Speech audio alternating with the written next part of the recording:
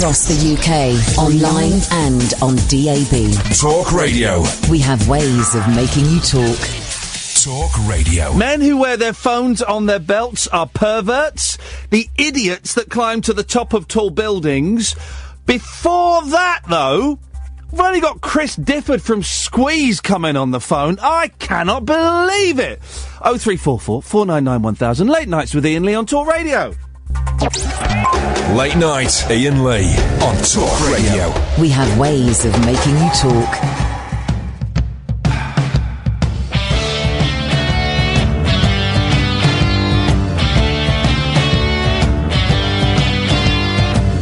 I signed away my future to earn myself a place upon neon posters with stickers on my case to be the one who I am. How could I survive without putting pen to paper in 1975? I hid between the shadows that fell around my soul. I drunk myself in circles and dug myself a hole so I could bury feelings while I was getting high, enjoying the darkest moments of 1979.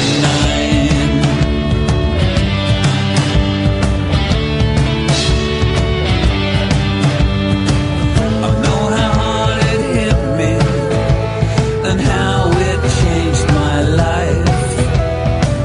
I threw away a family, a fortune and a wife. My confidence was lacking. I thought I had a clue. I threw up on the journey in 1982.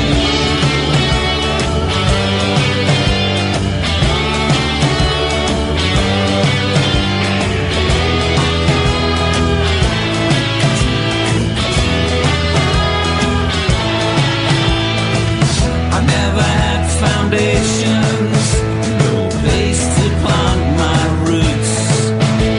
Was in and out of rehabs and in the empty rooms. I fell down on the doorstep.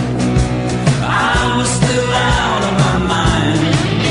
We parted like it was over in 1999.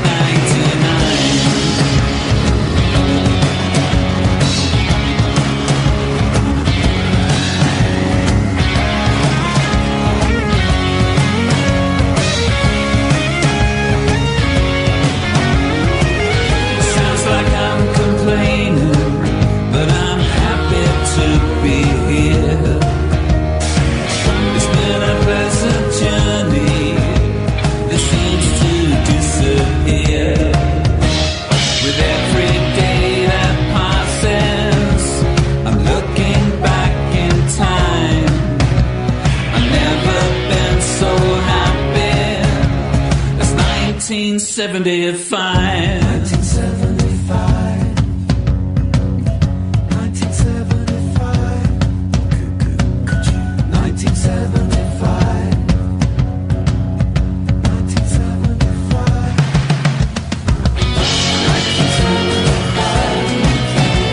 Good evening, dear listener. Iain Lee, Late Nights on Talk Radio. That is 1975 by Chris Difford. Chris Difford, of course, you'll know him from Squeeze. Some marvellous solo records as well, and I'm absolutely thrilled to say Chris is on the phone. Evening, Chris. Good evening. I'm going in with a risky opener. That song sounds like you're channeling your inner Gary Glitter. Do you know? And you know what I mean by that. It's got that kind of big, heavy drum sound and the kind of glitter stomp. Well, it has, and it's quite apt to 1975 tonight after the Brit Awards when 1975 seem to have created such a fuss, the band, that is. Well, have you watched the Brits? I've missed it because I just feel like an old man now, Chris. I don't understand. Pop music doesn't speak to me. The modern pop music, 'cause I'm old. It's not meant to. Well, it doesn't speak to me either, particularly. But those are sort of music business events that Squeeze never get invited to. Do you feel a bit? Do you feel that you're overlooked as Squeeze? Because I talk to people about Squeeze, and everyone acknowledges brilliant songwriting, brilliant hits. But I feel as a fan and as someone on the outside that you're kind of just pushed to the side a little bit when you should be up there with the likes of the Kinks. That kind of great British songwriting. Well, I think we've had our day in the sun many, many times, and we still do. I mean, Cradle to the Grave, which came out a couple of years back, I think is possibly one of Squeeze's best albums. So it's not like we're sort of buried and sort of left in the dust. We're still writing songs, and we're still enjoying being in a band. The Cradle to the Grave, of course, the tie-in with the Danny Baker series. Excellent album, excellent programme. Yeah. I think they're repeating it at the moment. How did that come about? Yeah. You're friends with Danny, aren't you? Did he just phone you up and say, "Can you do us a record?" Well, Danny and I went to the same school together, so we had. When I read his book, I just felt the same kind of feelings as he did. Yeah. And when he wrote the script with Jeff Pope for the TV series, he approached Glenn and I to work on it, and it was a dream. It just came at the right time for us. Those books are when my mum got very ill. She came out the other side, but she got very ill. She was in hospital, and I said, "Mum, look, do you want me to? I'll bring some books and read to you if you want." She goes, "Oh, can you bring that Danny Baker book?" And if anyone's read it, yeah, and I had to read it out loud in an intensive care unit. How wonderful! And she was, laugh, wouldn't it? Oh mate, it made her laugh so much. But also, there's Danny writes like he speaks, so it's filthy and it's full of swear words, and we were just cackling away on this ward. It was a joy, It's a beautiful thing. He's a gift to himself. He really is. He's an unusual talent. Now, the first time I saw you, Chris, live was, I don't even know what year it was, maybe 1989, at Ali Pali, supporting the Kinks. Yes, I remember doing that show, and we did a Kinks song in our set, and they were not amused. Were they not? I don't know. I think because they thought maybe we were taking a mickey or something, which we weren't. We were just honouring them because they are, such an incredible band. Yeah, it was a strange vibe. I mean, it was a great lineup. It was you, Voice of the Beehive. I can't remember who else, and Kinks, and it was a cracking night. But yeah, when you do those kind of gigs, are you hanging out backstage with Dave Davis and Ray Davis, or are they, were they acting the superstars? From what I remember of that show, I think they came and went pretty quickly. They didn't really hang about. And it's a big, it's fictitious thing, really, that bands all knock about together and they're all mates. That's the dream that I sort of had when I was a kid. But when I grew up and got on top of the pops, I quickly discovered that bands just keep themselves to themselves because they're too sort of shy, I think. Well, when I was a teenager and starting bands, everyone thought, of course, that bands were like the Monkees and that they all lived together and they had crazy adventures and then they'd have hit records. What was it that got you into it, Chris? What were you listening to as a kid and you that kind of made you think, I wouldn't mind having a go at this? Well, when I first got into the Small Faces and the Who, the whole idea of being in a band was like being in a gang. I lived on a council estate and I was already in a gang. Yeah. I thought, well, if I put music to this, it'll be a musical gang and it'll work. And it kind of did, because Squeeze, particularly for the first 4 or 5 years, was definitely very much a gang of people that were just going around town having a really wonderful time and playing music and earning a craft. Yeah. So it was brilliant, Do you remember the first song you wrote? Well, the first song that I wrote with Glenn was called Hotel Woman, and it wasn't really one that we would cherish, but it was the one that got us off our asses, if you like. Yeah. And people may not recognise this, but you were also, Squeeze were huge in the States. You played like Madison Square Garden and stuff, didn't you?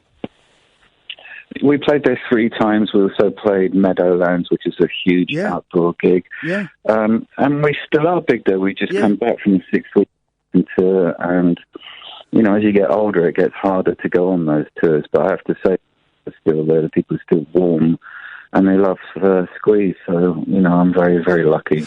Do you enjoy the tours? Because you write a delicious blog on the website, chrisdifford.com. It's, you know, about touring, about how it's really interesting seeing you compare it with how it is now as I think you're 60, compared to when you were 25.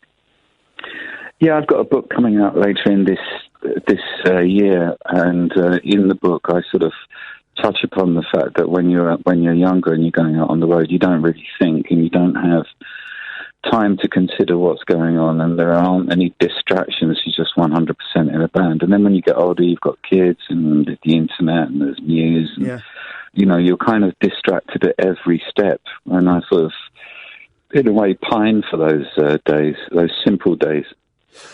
You've got a box set coming out as well, haven't you? That's coming out, where are we, February, next month? Box set on Demon Records, which I'm very, very proud of. What's on it? Chris to the Mill, it's called. What can we expect from that? Well, it's got my 3 solo albums, not my new solo album, but my 3 albums from the past.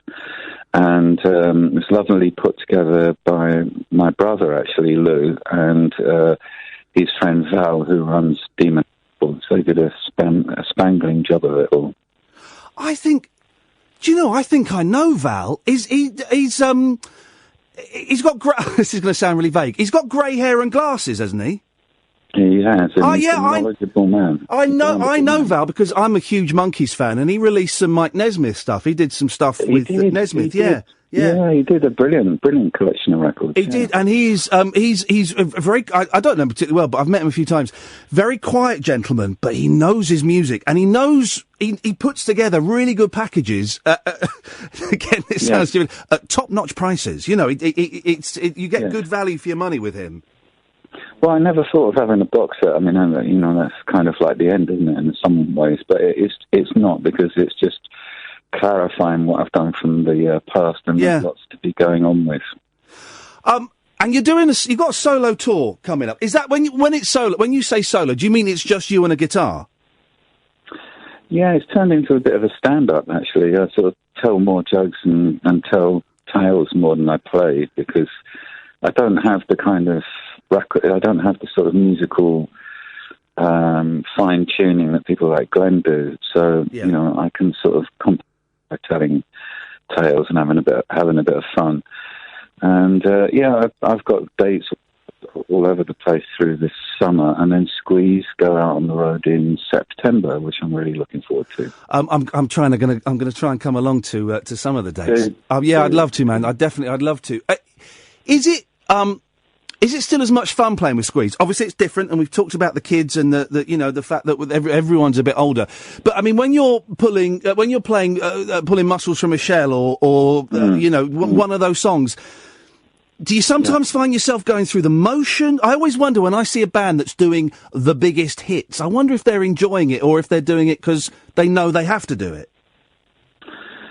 Enjoy every second of it, because the band is so brilliant, and being on stage with Glenn and with the band that we have is an inspiration. And it took me quite a few years to discover that, which sounds a bit odd, but there was a period where I just went, oh God, we're just getting from one end of the set to the other. But now I can actually say that, you know, every minute of being on stage is a golden time, because these days don't come back, and you have to just eat them up when they come along. The song we played at the start, 1975, I love it. Is how true is that to you? Is there a little bit, cause you mentioned lines about going to rehab and the empty rooms and all that. Is that all true? Oh yeah. I mean, the thing about my solo stuff. It's more about me than the Squeeze stuff. Because the Squeeze stuff is more about us. It's a sort of it's looking at life from a completely different focus. So when I do my own things, I can be a bit more honest, I suppose, and leave my heart on my sleeve, and sometimes to my detriment, perhaps. But well, I was going to say, anyway. Do you never worry about revealing too much? You know, you're with a song like that, you're basically saying your life is your art. You know, you're prepared to share everything. Well, as a songwriter, you do, I think, and that's been the story of my life, is to let people in, I suppose. And it's only just in the last 10, 15 years that I've realised that is what people want. You know, people want to know about your world and where you've come from and what you do, and you know, and that's a wonderful thing. And do you still, do you get inspiration for songs now? Obviously you do, because you're writing new songs. When do you get it? Do you have like a notepad by your bed, or do you go into the office at 9 o'clock and say, right, I'm not leaving until I've got a verse? Yeah, I'm pretty, my working hours are kind of more evenings these days. I go into my office about 5 or 6 o'clock, and I don't come out until midnight, 1 o'clock. Yeah. And, I can feel everything sort of slowing down at that point of the day, and things become quieter, and it gives my head a bit more space. Yeah. But yeah, I don't carry a notebook, which I should do, because that's a naughty thing. But I do try and I do try and remember the things that pop into my head, and then when I get home or wherever I'm going, I tend to type them out. What was the last CD that you listened to, Chris? If you do CDs, I'm assuming you still do CDs. I do. Yeah, Chris Wood. I don't know if you've heard of him. No. He's a wonderful folk artist, but he's contemporary. Right. And he's from Faversham in Kent, if that means anything to anybody. And he's brought out a record, So Much to Defend. Yeah. And I can't rate him highly enough. He's an incredible storyteller. Yeah. And I find it very moving listening to his songs. His lyrics are absolutely brilliant. Chris, listen, man, as a music fan, you know, it's a thrill to talk to you. ChrisDifford.com is the website. No, honestly, you have got, with Squeeze and with the solo stuff, you've got one of the best back catalogues, you know, in music history. And it's, you know, all those Squeeze albums, everyone's a winner, you know. There's hardly a dud in there. Good. Hardly a dud song on there. They're all great. I wish you the best of luck with the tour. The box set, Chris to the Mill, is coming out soon. And when the book's done, we'll, you know, come on and give that a plug as well. All right, lovely. I'd love to come on live. Mate, hang on a second. Hang on, Catherine. Clip that. Send that to him. He said he's coming on live. Chris, man, I've got a big grin on my face. Come in, bring a guitar, and you can stay all night if you want. Do. Nice one, man. Thank you very much. Cheers, Chris. Bye-bye. What a lovely gentleman. What? Oh, and he snuck that in at the end. Don't let him forget that, Catherine. He said it. That is contractually blinding. He's going to come in and play some songs? Yes, please. Oh, that'll do. That'll do. Oh, how lovely. Fantastic. Thank you, Chris. Chris Difford from Squeeze. I'm looking forward to that book. 0344 499 1000 is the telephone. Oh, he wouldn't have said it if he didn't mean it. He wouldn't have said it if he didn't mean it. This is Late Nights with Iain Lee on Talk Radio. If you've got a radar diary, tick it now, for crying out loud. We need as many ticks in those bloody diaries as we can get. 0344 499 1000. The phones are open. Do you, or your dad, wear your mobile phone on your belt? If you do, you are a pervert. Late Night, Iain Lee on Talk Radio. We'll get you talking. He's going to come in and do some songs. Holding you to that, Difford. Good evening, dear listener. This is Late Nights with Iain Lee. 0344 499 1000. In a few minutes, we're going to be... well, there's a big story in the papers about these idiots that climb up the top of buildings and take pictures of themselves and YouTube themselves. Or we've got someone who does it. We've managed to track down someone who does it. Absolute bells, the lot of them. One of them's coming on. Later on, we're going to be talking about Maddie. But you can give us a call now on anything you want. 0344 499 1000 is the phone number. Good evening, Pablo. How do? How do? Yeah, I thought I'll leave attempted comedy to one side for the evening. Yeah, that's probably for the best. Yeah. I've got quite an issue. I've just been reminded that I'm supposed to go to a wedding in April down in Norwich. Oh, yes. I'm going to have to go by myself. You've got a cold, haven't you? A bit of a cold. Yeah. Listen, because I went to give a talk in Gloucester on Monday, and the woman I was meeting there, she had a cold. How does a cold transmit itself. Well, in Gloucester, they're all submerged halfway in a puddle, aren't they? When what? Well, Dr. Foster, he went to Gloucester. Mate, you said you weren't going to do any jokes, and there's a really good reason for that. Try and stick to it. Try and stick to it, Pablo. Yeah, sorry, I apologise. Thank you. No, I don't know, just coughs and sneezes. Spread diseases. Indeed.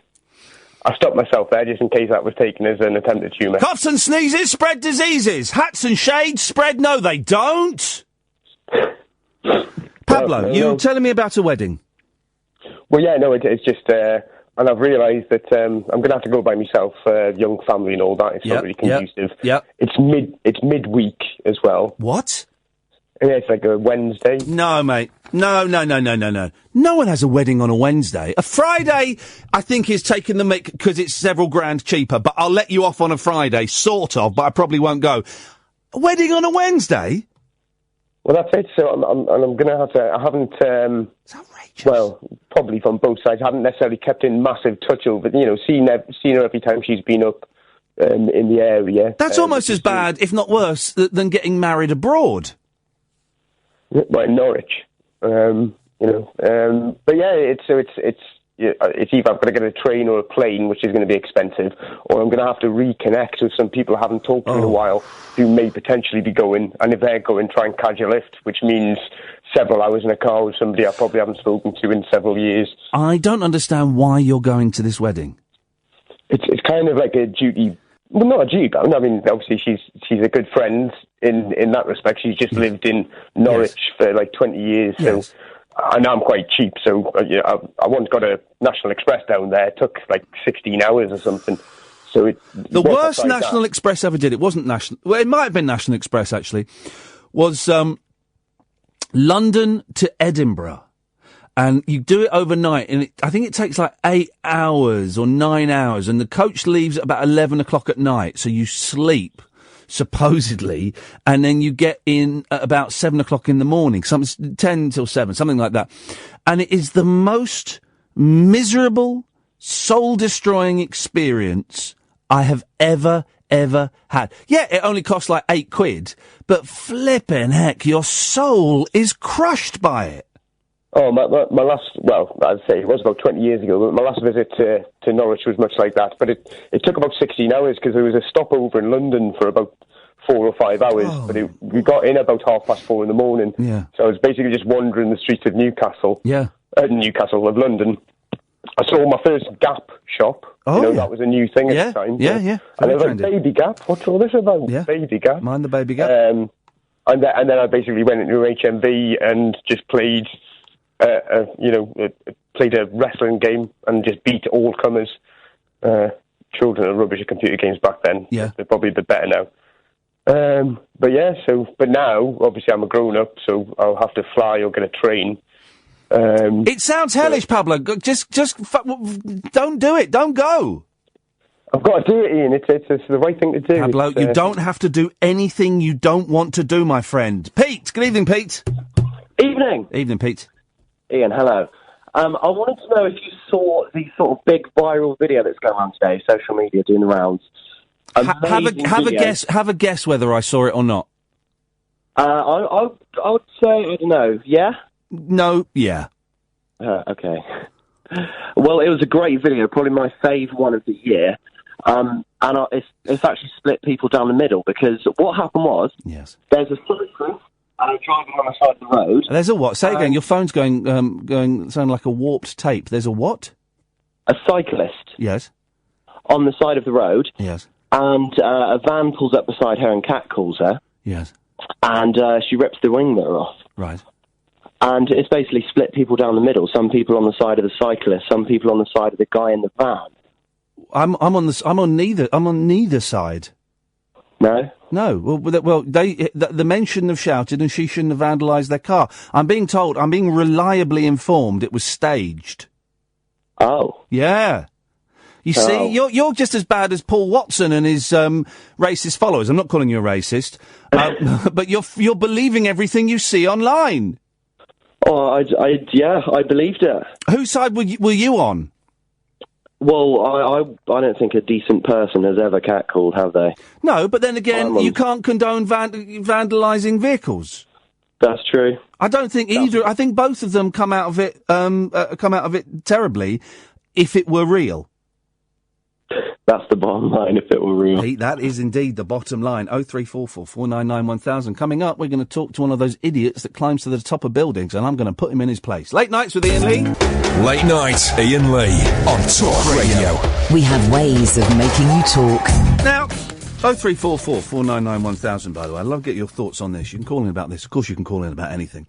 But there seem to be more and more of these stories happening all the time. These idiots that break into buildings, generally at night time, like the Empire State Building, or here it's now is this? I never know. Oh, Canary Wharf Tower, and then they climb to the very, very top, using the stairs and stuff, I imagine first. And then they get to the top, and then they take pictures of them hanging off the edge. You know, like bell ends.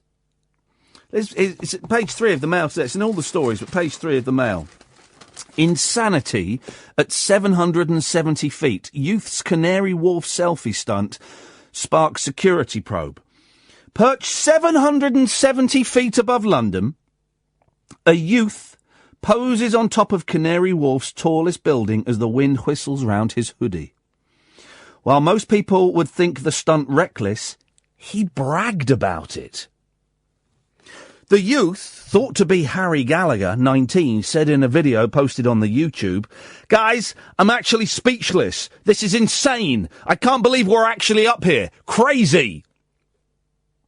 As his accomplice's camera panned to show the night view of the Capitol from the building, 1 Canada Square, he added, "My heart is pounding." Well, it would have to be. "You can literally see the whole of London." He and his masked companion, known only as Dibs,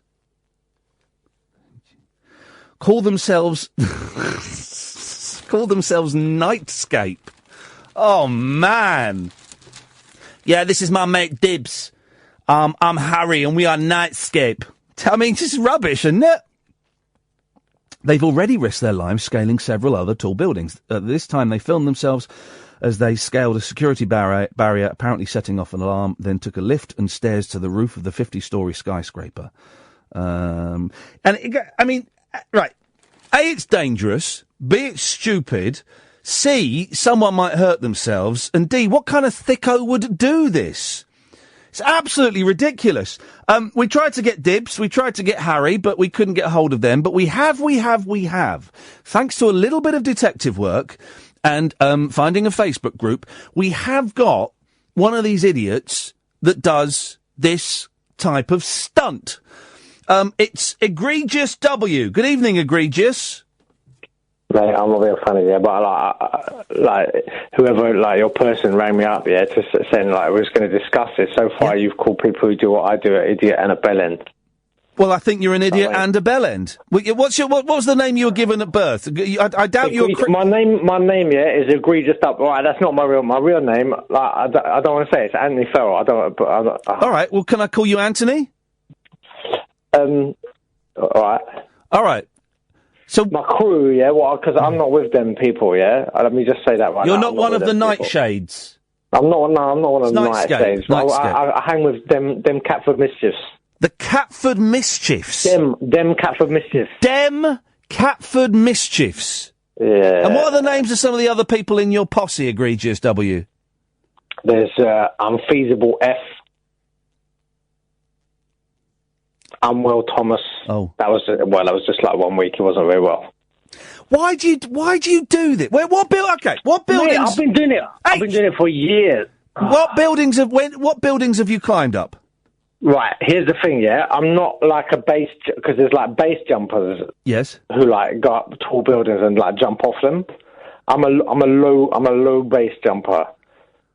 Right. Like steps, low walls.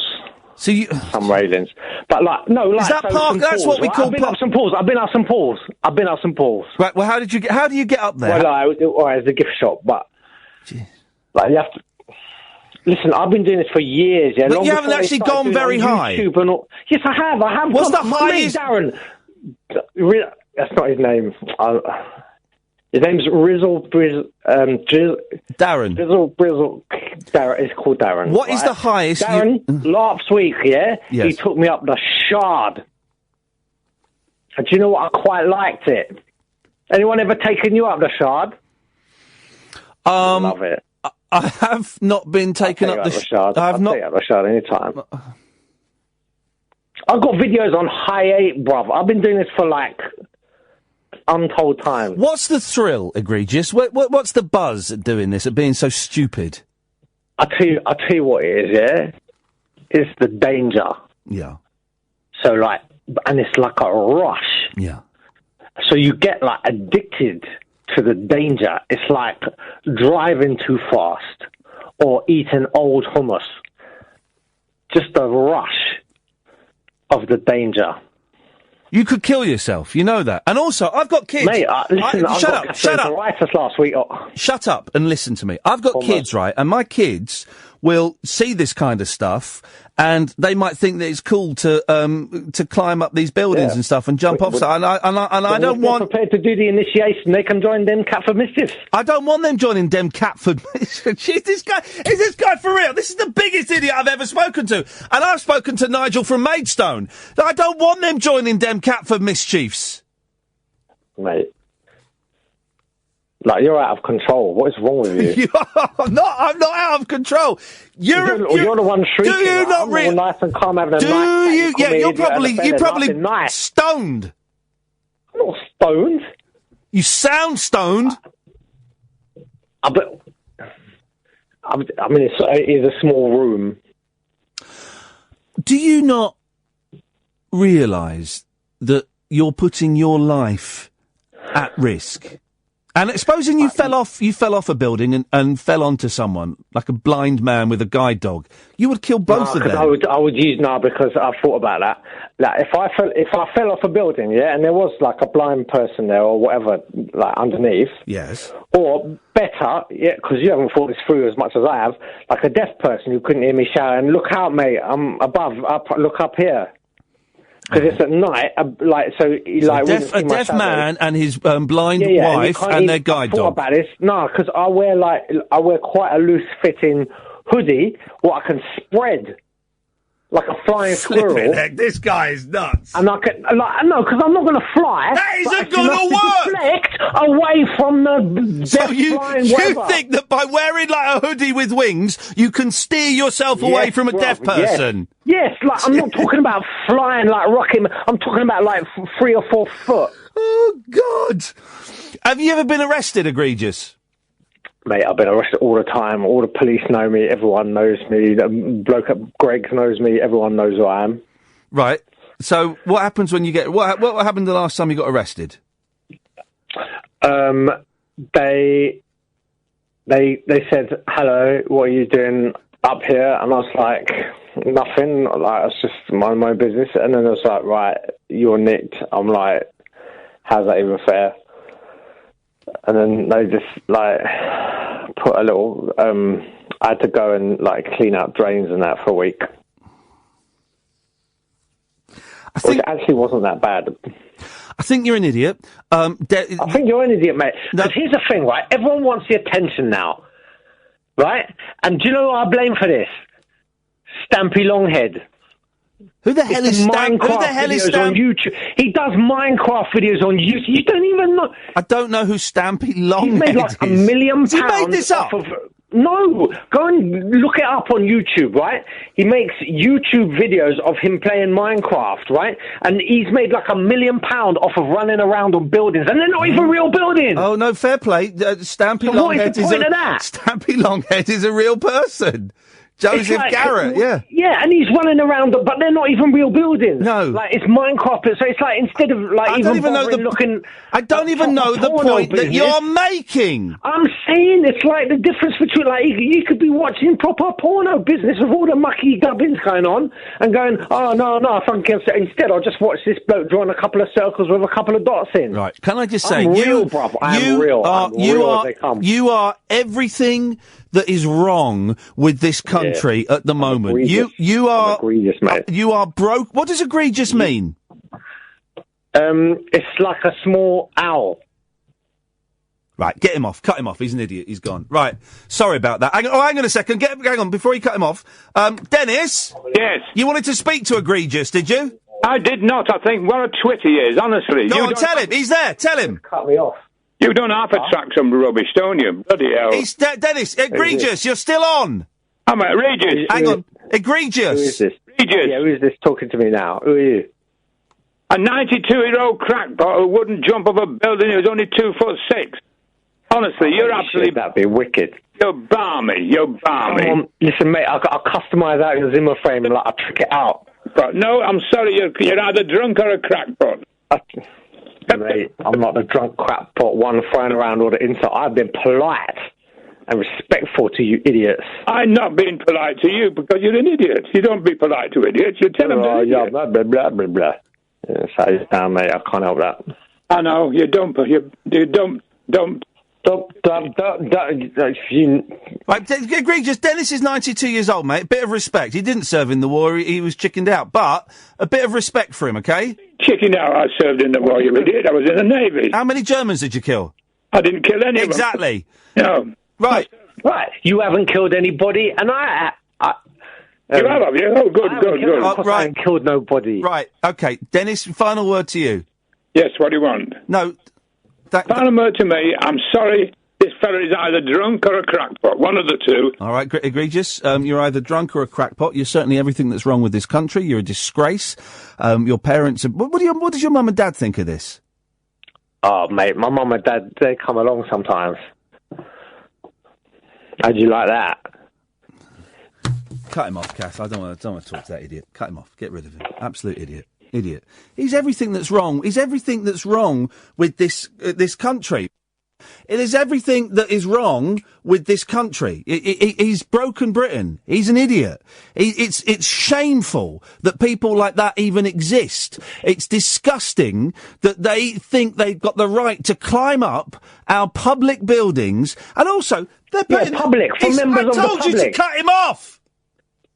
My screen's not working. Oh, shrieking now. You've lost it, mate. I've not lost nothing, mate. You know what you sound like? Can I just say? Do you know what you sound like? You've lost you sound like a supply teacher, mate. Right. And you sound like a knob. Ah, now you definitely sound like a supply teacher. Yeah, now you sound... Well, all like safe swears. Right. Fair enough. I can't cut him off. My screen doesn't work. I can't cut him off. Nice, you lost it. Will someone cut this idiot off? He lost it. The bloke on You're going to have to put the phone down, Egregious. Hello? You're going to have to put the phone down because my screen doesn't work. He's gone. Right, ads. Uncut after-hours conversation for the up-all-night generation. Late night Iain Lee on Talk Radio. We have ways of making you talk. Stampy Longhead is a real person. I thought he was winding me up. He's a fella that plays... Minecraft. And Phil, do you remember we had the guy that phoned in the other day who claimed that he made £1,500 a month from playing video games on Twitch? I've had previous dealings with him years and years and years ago. Right, well, Bill's phoning in now, blimey. And a couple of people, like a week after that phone call, said, yeah, I've been doing the maths and that doesn't sound right. Really? You don't think he's getting 30 grand a year? No, it's 1,500 quid a week. I think he said he was getting. 0344 499 1000 is the telephone number if you want to give us a call. Let's all just calm down a little bit, shall we? Late nights with Iain Lee. I've got some cracking guests coming up. Now, this is going to sound, trust me, right? This is better than you think. Before the show, we'll play it out next week. We recorded a fantastic 35-minute chat between me and Bernie Clifton. With no irony. No, it was absolutely brilliant. He was on top form, told some cracking stories, told some terrible, terrible jokes. But it was fascinating. Absolutely fascinating. We'll put it out next week. And if you missed the Tommy Cannon interview from last night, which again was superb. What a lovely man. You can download that as a podcast now. We put the best of yesterday's show out this evening, and also the Tommy Cannon interview. You can get it on iTunes, type in Iain Lee, Talk Radio. You can also get it on Pocket Cast or your usual podcast providers. Good evening, Bill. Oh, hello, Ian. How's it going? I'm all right, Bill. I believe you called us while you were a little bit busy. Yeah, I was multitasking. Yeah, you were weeing? Yeah. Okay. Genuinely as well. I think, Cass could hear the, Oh, no. That's actually abuse. No, I didn't mean it like that. Well, it's still abusive. No. Well. It weren't creepy. Well. Hello. Yeah, hello, Bill. Yeah, no, it's just, this is a bit of a random game I want to play. Hello? Yeah, no, you were talking. That wasn't my cue to start talking, according to the script I've got. I'm being too polite, Ian, because people usually talk over you, innit, so... Yeah, Colin, you've got all the time in the world, Bill. You're my sister and Scott's favourite caller. Oh, that's two then. Yep. You're my least favourite caller, so it kind of balances it out a little bit. I'm not your least, I'm probably like third or fourth least. Something like that, yeah. Am I worse than Jonathan? The racist? Yeah. A bit.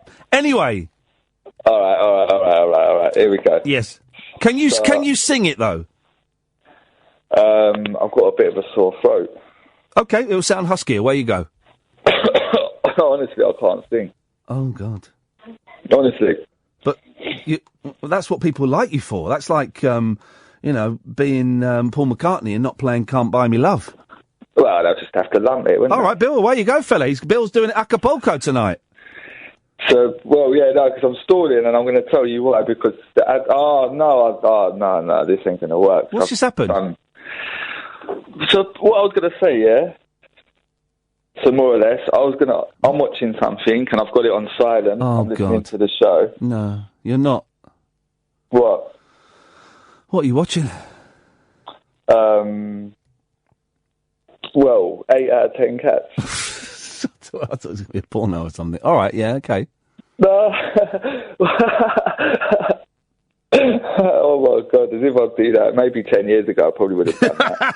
Because I am. Yeah. Sorry? Nothing. Because you have. Go on. Oh, what? Is that when you used to phone up the... No, the just get to the point, you muppet. I'm stalling because I've pressed the wrong button on the TV. Because basically, all right. I'm going to ask you whether you like these people or not. Okay. And then I'll say the same as well. Okay. All right, ready? Josh Widdicombe. Don't know him. I don't know him either, but I don't like him. Well, I don't know it. Who is he? What is he? He's like that little creepy fella with a ginger curly hair. I don't know. I don't watch TV, so I don't know these people. Oh, you'll know some of them. All right, Jimmy Carr, that's an obvious one. I like Jimmy. I like him. Yeah, Jimmy's been very kind to me over the years. He seems a good bloke. He's a very, very nice man. And very funny. Well, I know who writes all his jokes. You? No, I know Paul Garner. All right. Yeah. Good friend? Yeah. Oh, yeah. Oh. Right, all right. You feeling a bit lonely tonight, Bill? Because this is the sort of thing you play with the person who's sat in the same room as you. No, it's just a bit random. Usually I'm playing FIFA when I'm listening to you, but the cat's playing up, so... Yeah. And I'm just, I've had a day off, and I've been on a cheat day, and I'm just, I've really burnt these crumpets. Oh, they're lovely. But, next one, Sean Locke.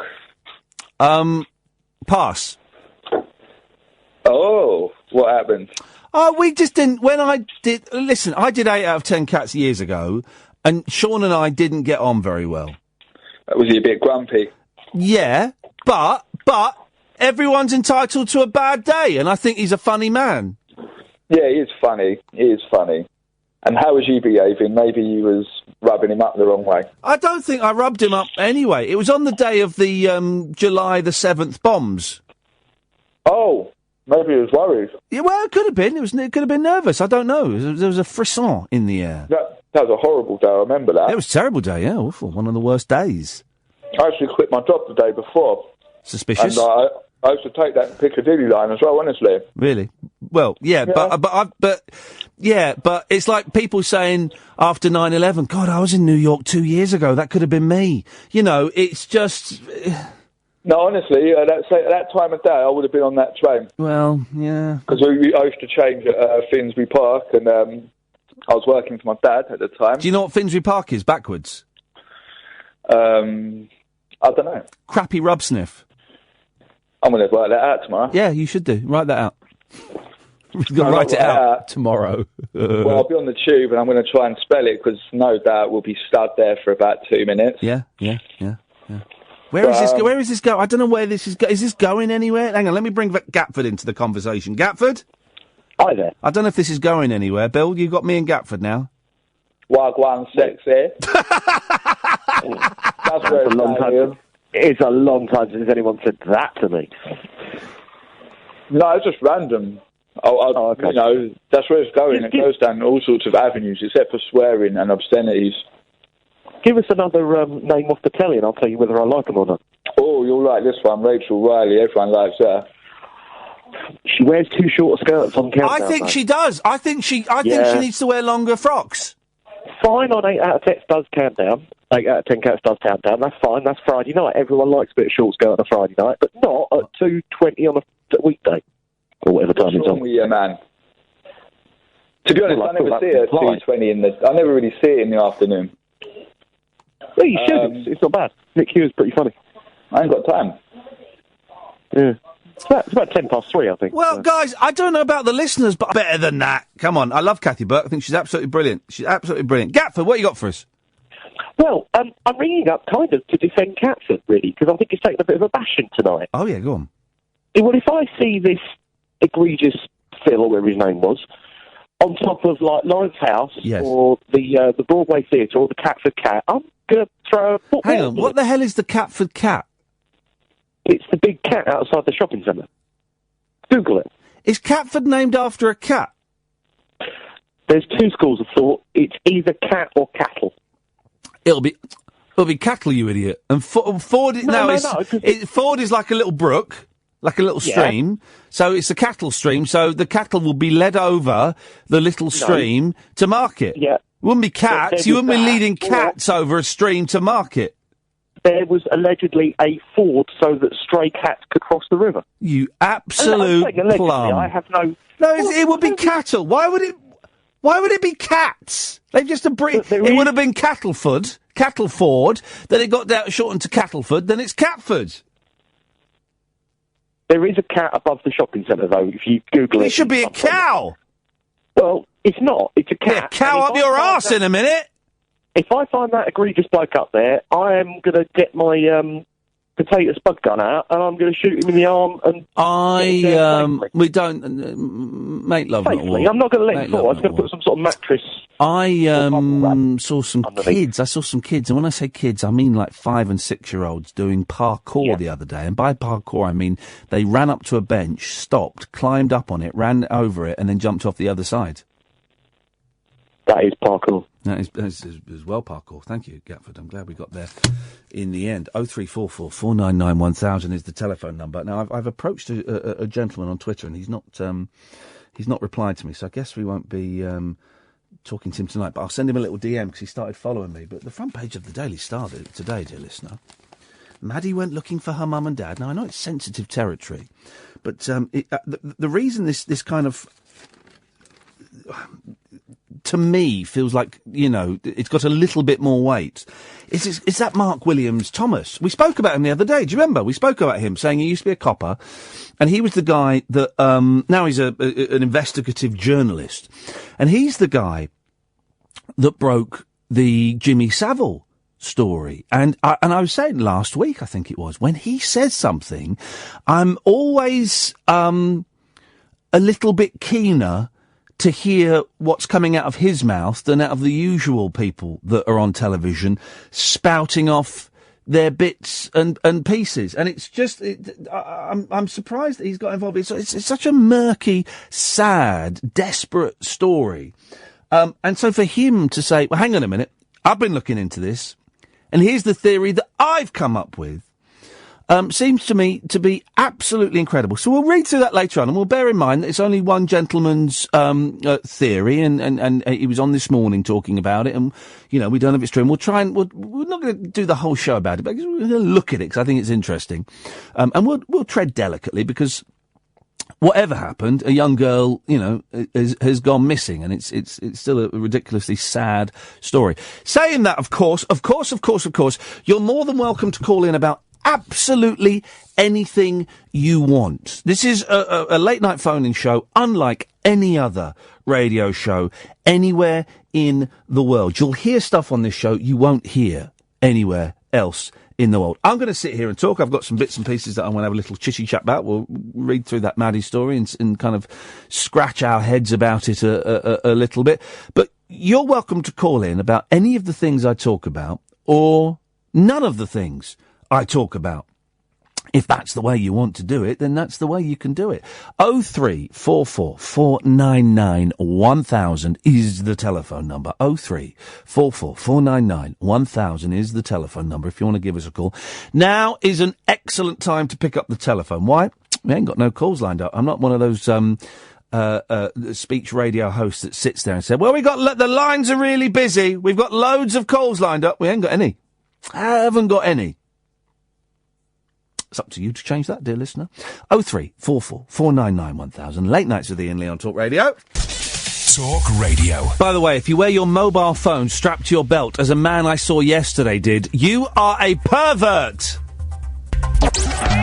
Late night, Iain Lee on Talk Radio. We have ways of making you talk.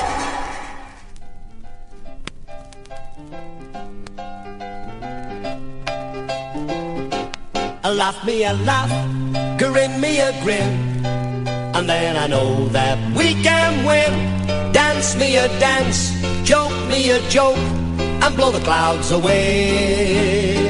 You gotta play me a tune, or sing me a song, and we can help push life along. Just you and me, come on and see, together we'll be okay. Open the door, open your heart, and then we got somewhere to start.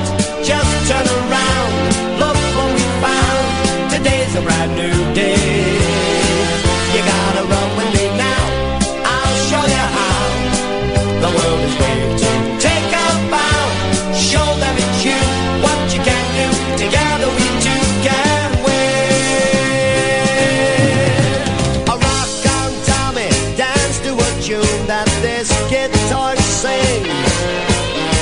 A rock on Tommy, just get up and spread your wings. Spread your wings, follow me through into the sun, and we can smile at everyone. You gotta join in with me, then we are free.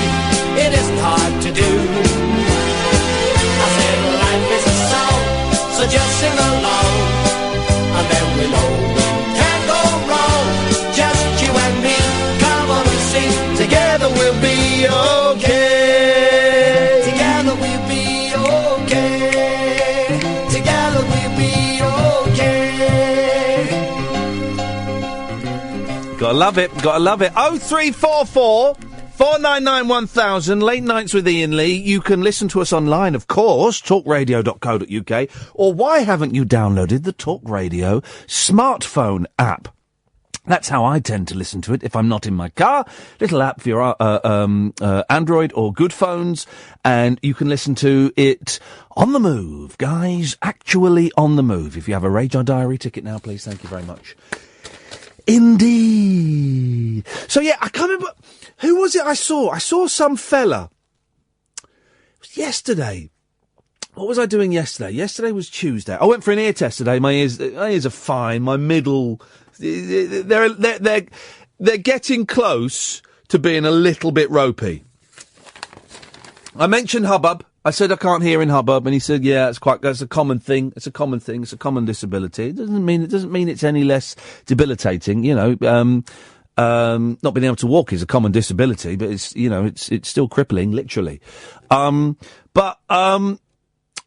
with the but I saw a bloke yesterday, and I was talking to him, and I noticed that he had and I haven't seen this since my dad, right? He had his mobile phone, he had one of those belt holsters for his mobile phone. And the thing about those is, they take a lot of effort, because you've got to thread your belt through your trousers, which is always just a real faff. When are they going to automate that? When are they going to make a robot that threads your belt through the hoops of the... What are the hoops called? There's a word for the hoops. It's not belt hooks, it's not belt buckles, there's a word for it. Where the belt goes, there's not belt loops, no, there's a word. There's an actual word. 0344 499 1000 is the telephone number if you know it. So you've got to thread it through there, and then you've got to pass the belt through the leather pouch carrying case. It's just the weirdest thing. And you see it very, very occasionally. Oh, I know where it was. It was in the hospital, but it wasn't a doctor or a nurse. We had to go to the hospital, but it wasn't a doctor or a nurse, because I know they still wear pagers. Doctors still have pagers. Imagine that. Have you ever phoned up a pager? It's brilliant. You get to speak to someone and tell them a message. It's the weirdest thing. I mean, the old days were rubbish. But I just saw this bloke with his telephone hooked onto his trousers, and I just thought, nah, that ain't right, man. That is so unright. It's wrong. It's kind of perverse. Very strange. If you know anyone that does it, 0344 499 1000 is the telephone number. I'll tell you one thing that's been making my life feel a whole lot better recently. I've started deleting my tweets. You know, I have a very rocky relationship with Twitter, and I do think in 2 years' time it will just be full of people like Paul Watson and his thick, racist, Islamophobic, homophobic, idiot followers. And I've started this thing, and I did it a while ago. I deleted all of the tweets. It was year zero for my tweets. So absolutely no tweets whatsoever.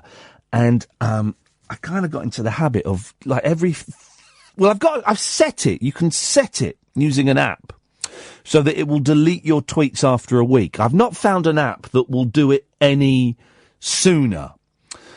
So I've got this app that said it to delete after a week, but I still think that's too much. So I'm just constantly deleting them.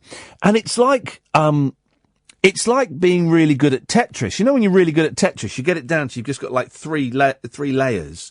It feels like that. It feels very cleansing. And of course, I'm not doing it to hide anything I've tweeted, isn't it? You know, and all of those tweets, they will exist somewhere. There'll be some way that the 4chan boys will be able to hunt those tweets down. I'm absolutely sure of it. So I'm not, I'm sure someone will go, aha, I've got your tweets and I can see all the embarrassing, whatever. Okay, that's fine. But I find it really, really freeing. And I've now got to the stage where if I reply to someone and they either acknowledge the reply by replying or liking it, or I think they've had long enough, I'll delete that message that I've sent to someone. It's brilliant. It's absolutely brilliant. It's taken a huge psychic weight off my shoulders. My mind feels so much less troubled as a direct result of deleting my tweets. The dream, of course, is to come off Twitter forever. It's like I've come off the heroin. I'm now on the methadone program. I get my script every day, but I'm going into Lloyd's and I'm getting my methadone and I'm downing it. That's kind of what I'm doing now. And hopefully I'll be able to come off of that, the methadone program, and I'll be completely clean. But at the moment I'm happy with it. And I had a big old clean up today after, last night. Wow. And then, of course, again this morning, there's the gentleman I mentioned, Paul Joseph Watson. He's like an agoraphobic William Hague who lives in his mum's house still, despite being a grown man. He has a map on his wall, so he's obviously intelligent. And he does. I mean, he's got 400,000 followers on Twitter, which, according to him and his followers, means he's relevant and important. Yeah. Turns out the number of people you've got following you it shows how relevant you are in today's society. According to them, it's the same as, saying, well, my dad's bigger than yours, my Willie's bigger than yours. It's that kind of thing. It's posturing. And he's horrible, obnoxious, Islamophobic, racist, arsehole. Basically, that's what he is. He's an arsehole. And I made the mistake of retweeting one of his things yesterday, and, making a snide comment about, well, I hope he gets, how many writers is he going to have to write? I don't know, man, I think. And he of course came in and started slagging me off. I remember you. You were relevant once in the year 2000. You're nothing now, old man. All this kind of stuff. And so as a direct result, I was getting dive-bombed by loads of his followers. And, of course, he's got 450,000 followers, so I was getting loads of them. They all have pictures of the frog in there. They all say they live in Kekistan or something. There's obviously a meme or something going around. They live in Kekistan or Kekisville or something like that. It's obviously got a made-up state where they don't allow Muslims or gays, I'd imagine. I don't know. I've not really looked into it because I'm not really that interested. And so I retweeted a little bit with this guy, and the abuse I was getting from his followers. People saying, libtard, cuck, snowflake, all of that. People saying that I condone rape. Someone said, you must love rape. You condone it so much, you liberal. I went, what? Where have I said where have I said I condone rape? Oh, denying it just shows even more that you like it. And I went, I don't. Can I just say, for the record, and let's clip this in case this ever comes up again, I don't like rape. I don't condone it. I'm not a fan of it. The reason they're saying I like rape is because I'm not condoning Islam. They think that all of Islam, all the male Muslims are rapists. That's what they're saying. Then I had someone else saying, then I dropped the bombshell to some of them that I'd been to Pakistan for 3 months and had a brilliant time and met some of the nicest people I've ever met. There were some dodgepots out there, yeah, sure there were, but I met some of the nice people I've ever met. And someone said, well, you must agree with old men buggering young boys because that's what they do over in Pakistan. I went, yeah, I didn't see any of that. Well, he said, well, and I said, I didn't see any of that because it's a lie. He said, well, there's a documentary about it, and they sent me a link to a YouTube video. But, here's the thing, guys. You know old men bugger young boys in this country as well, yeah? You know that happens. And apologies for the crude language, but you know that happens, yeah? You know that happens, right? And it's not a religious thing. I mean, it happens in the Catholic religion and the Protestant religion and the atheist. It's not a religious doctrine that's what you have to do. It's the result of a sick, warped mind that does that. So I didn't see any of that when I was in Pakistan. And then I had a fella. Oh, and I wish I'd taken a picture of what he said. I was replying to them quite a lot. Claire, I'll come to you in a minute. 0344 499 1000. Then I had a fella say something like, you're an effing idiot. You deserve to be shot because you're pro-rape and pro-Muslim. Something like that. It all kind of blurred into one. And I clicked on his bio. Proud dad, love Jesus, and my guns. Proud dad, love Jesus and my guns. And I replied, well, that's a very Christian attitude to take, brother. I remember that reply well. And he replied, well, you may not think I'm a good Christian, but Jesus knows. And here's the thing that everyone was getting angry about. Because I didn't, there's no point in getting in an argument with them, right? Because you're not going to win an argument. For them, it's about winning an argument. They have to win the argument. There has to be an argument. There has to be conflict. And they have to win the argument. Okay, so you can't, it's a loaded dice. It's a stack table. You can't win there. So, I was just replying with, I love you. Peace, man. I love you. Hey, I love you, brother. And if they were sending sarcastic stuff, I'd reply, humour's important. I love you. Seriously. I love you, and I respect you as a human being. They went nuts. They went absolutely nuts. Their anger grew and grew. I mean, Paul Watson. Yeah, here's the truth about Islam. Paul Watson. Love is not a political argument. It's an abstract concept. I wasn't engaging in a political argument, Paul Watson. I'm saying I love you, man. Saying I love you. And they couldn't handle it. They got angrier, the Christians, the non-Christians. And this isn't an anti-Christian thing, because I'm not anti-anything, you know. I'm anti-bigot.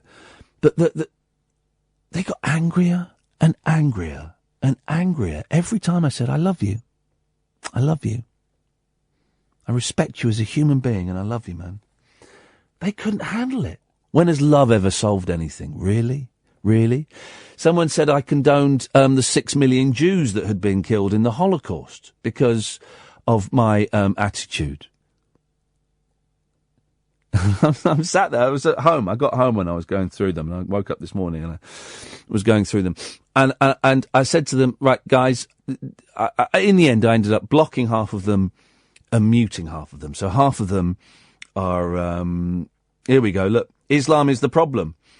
Is grassing me up to his furor. You're currently being slagged off, okay, at Talk Radio. Yep, okay. Islam is the problem.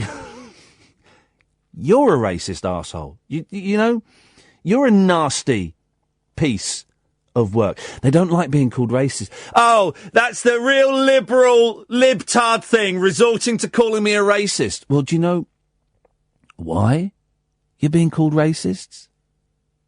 Yeah? You know why? I'll tell you. Because you're racists. Because you're horrible. Islam is the problem. You're counting to my listening figures, so that is beautiful. I appreciate that. Thank you very much indeed. But just an army of unpleasantness. Imagine being so angry. So I engaged them last night. I had a lot of fun. And, I mean, the reason that I felt psychically strong enough to deal with it is because these new antidepressants really kicked in the last 3 days. And I felt powerful yesterday. Couldn't have done it a week ago. May not be able to do it next week. But I felt powerful. And, so I did it, and then this morning I looked and I replied to a few more, and someone said, oh, you call me a racist. I looked at her bio, she supports Marine Le Pen. So, yeah, you're a racist. Anyway, I've stopped that now, and I'm really going to make an effort this week, for the rest of this week. I'd like to do it forever, but I'm going to really make a conscious effort for this week to just spread love and humour and happiness on my Twitter feed. I'm just going to see if that has a more positive impact on my mental health, and also the mental health and the spiritual health of the people that are around me. You never know. You never know. The great thing about Twitter is I've muted half of those people, and they're still shouting at me, and they're wasting their time. Here we go. Deplorable Arthur. I don't know who the current R word on air is, but I'm back to YouTube until his leftard bile show is over. Not enough callers on. Deplorable Arthur. I've got calls lined up, Arthur. You're more than welcome to join in, by the way, although I would have to just watch your language. We don't really like the R word. I mean, the fact that you're happy to bandy that word around, which is derogatory to people with mental problems and physical problems, shows to me that you're a twat. That's what it shows to me. And that you wouldn't have the guts to call in, or the balls to call in, because you can't construct an argument of anything more than 140 characters and using playground language. So that's not your problem. You know, you'll work on that, hopefully, and you'll grow. And I do wish you the very best of luck with that, Arthur. 0344 499 1000 is the telephone number. Claire, come to you after this. Late night conversation worth losing sleep over. Iain Lee. On air and off the leash. On Talk Radio. We have ways of making you talk. Good evening, Claire. Hip, hip, hip. Hip, hip, hip. Claire, what you got for us? Oh, well, firstly, the more love you throw at them, the more hate they throw back. So just say that again. Turn off, isn't it? The more love you throw it, then the more hate they throw back. Yeah, exactly. Isn't that funny? Isn't it funny? It's such a strange phenomenon. Anyway, I've given them enough publicity tonight. They're welcome to call in 0344 499 1000. They won't. They just want to argue on Twitter. Anyway, Claire, what you got for us? Well, I was meant to phone you back about 8 months ago, so I'm just getting round to doing it now. Yes. We chatted about bands that we'd maybe not listened to for a long time or hadn't heard of for a long time, and I'd mentioned at the time The Wedding Present. Yes. So I was meant to phone you back about a week later. I was meant to go away and listen to the album. Yes, you were! This is me just phoning you back now. So when I came off the phone from you, I looked on Twitter, and I think your sister had just been followed by David Gedge at the time as well. Oh, yeah. Yes. So similar experience for me. And then I realised that they just had a new album out. Well, David Gedge had just brought a new album out. And I thought, rather than spoil the kind of fun at the time, I saw he was touring and he just had a new album coming out in September. So I bought the new album, listened to it for a little bit, thought, yes. That sounds like what I remember. And I went to a gig in Guildford tonight. So I'm just coming back from it now, and it was amazing. And what happened? Was it good? Yeah, it was amazing. It was brilliant. It was everything that I remember. A very distinct Wedding Present sound, but a more sort of mature approach, which I guess you could because they're old. expect. They're old. Everybody's old these days.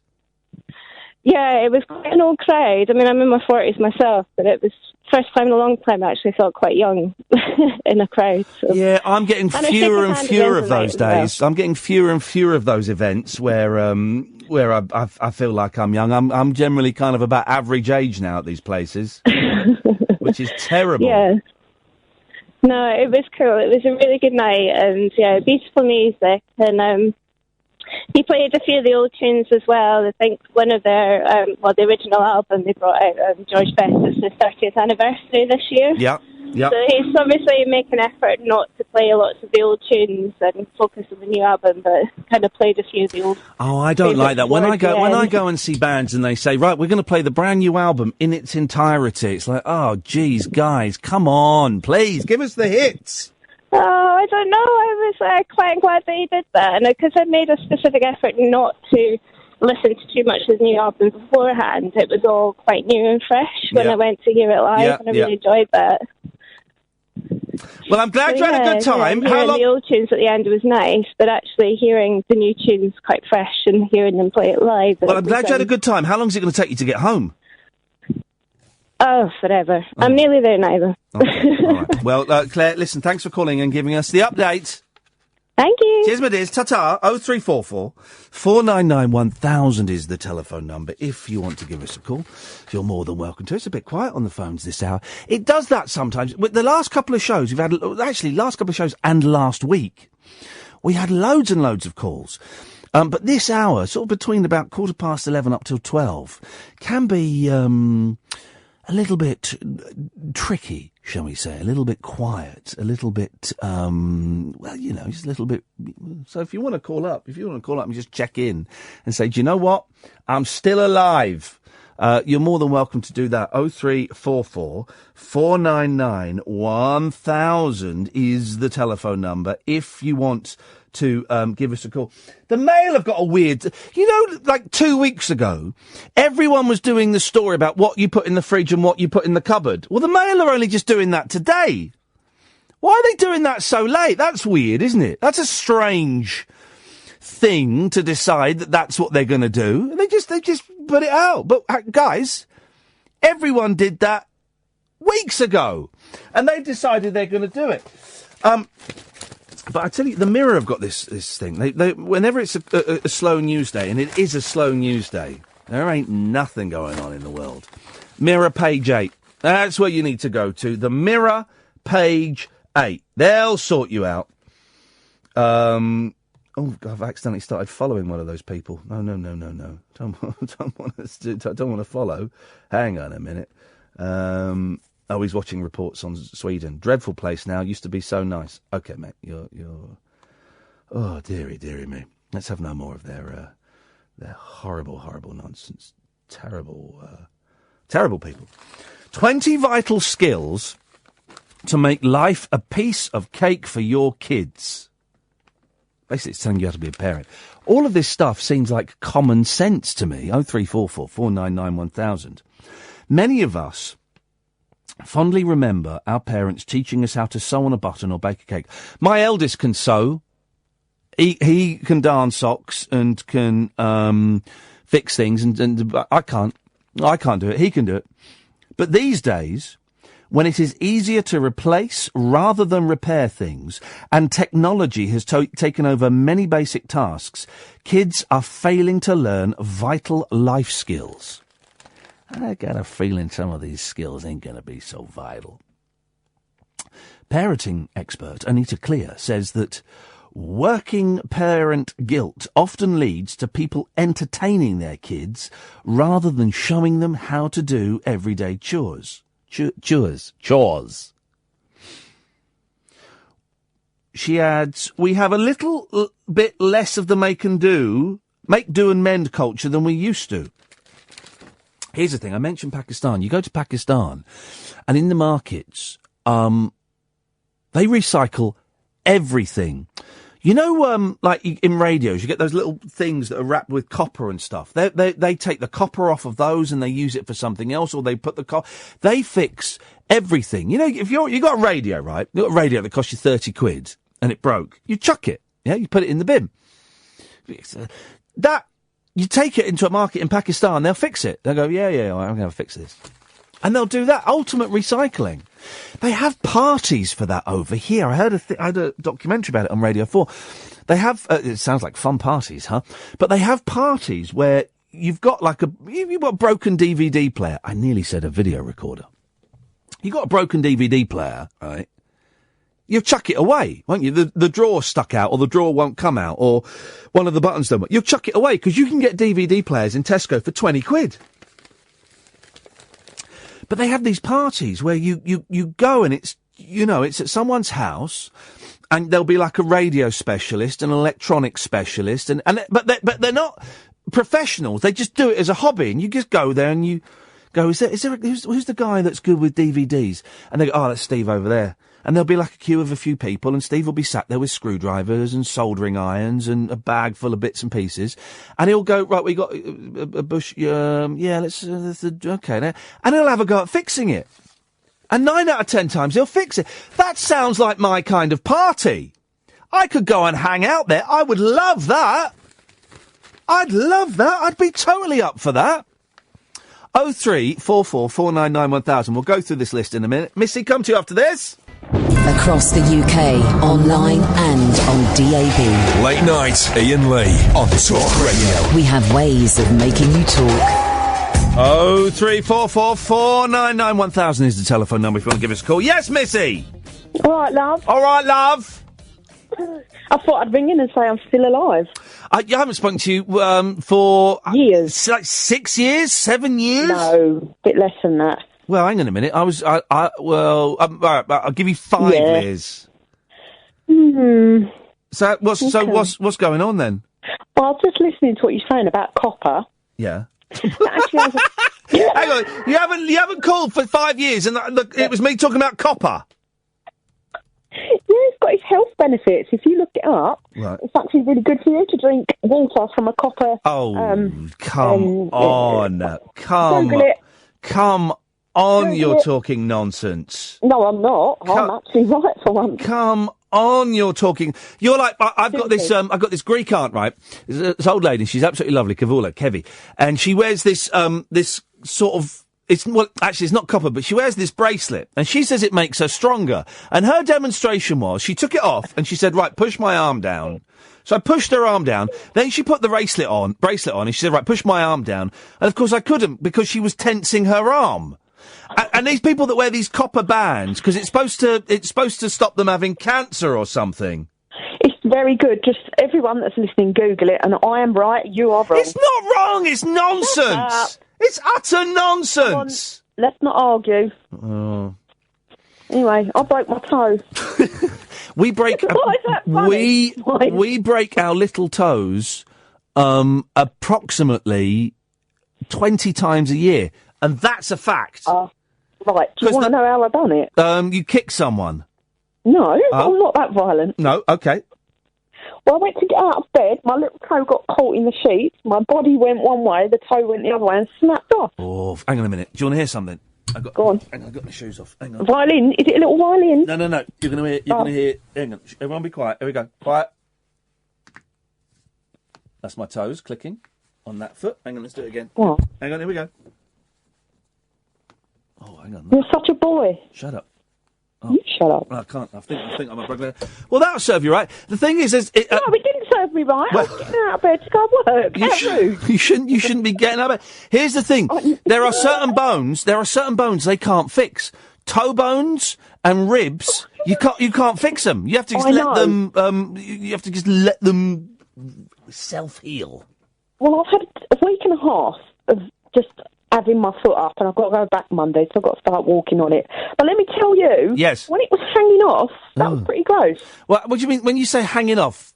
Describe. Right, so when it snapped, I certainly felt it and heard it. Yes. And I started playing with it and wobbling it. Oh, God. Compared to the other little toe weren't moving. This one was flopping all about the place. Oh, flipping heck, that sounds... Yeah, it was pretty disgusting. And then it was displaced, so they had to pull it back into place. And that was pretty gross. So they yanked it and... Yeah, but they gave me gas and air, which is nice. I would love to have a leg or a shoulder dislocate. No. Oh, I'd love it. I would love it. And I'd love for someone to do that thing where he says, right, hold your arm out. All right, he'll hold the arm and he said, I'm going to do it in 3. Because you know he's going to do it on 2.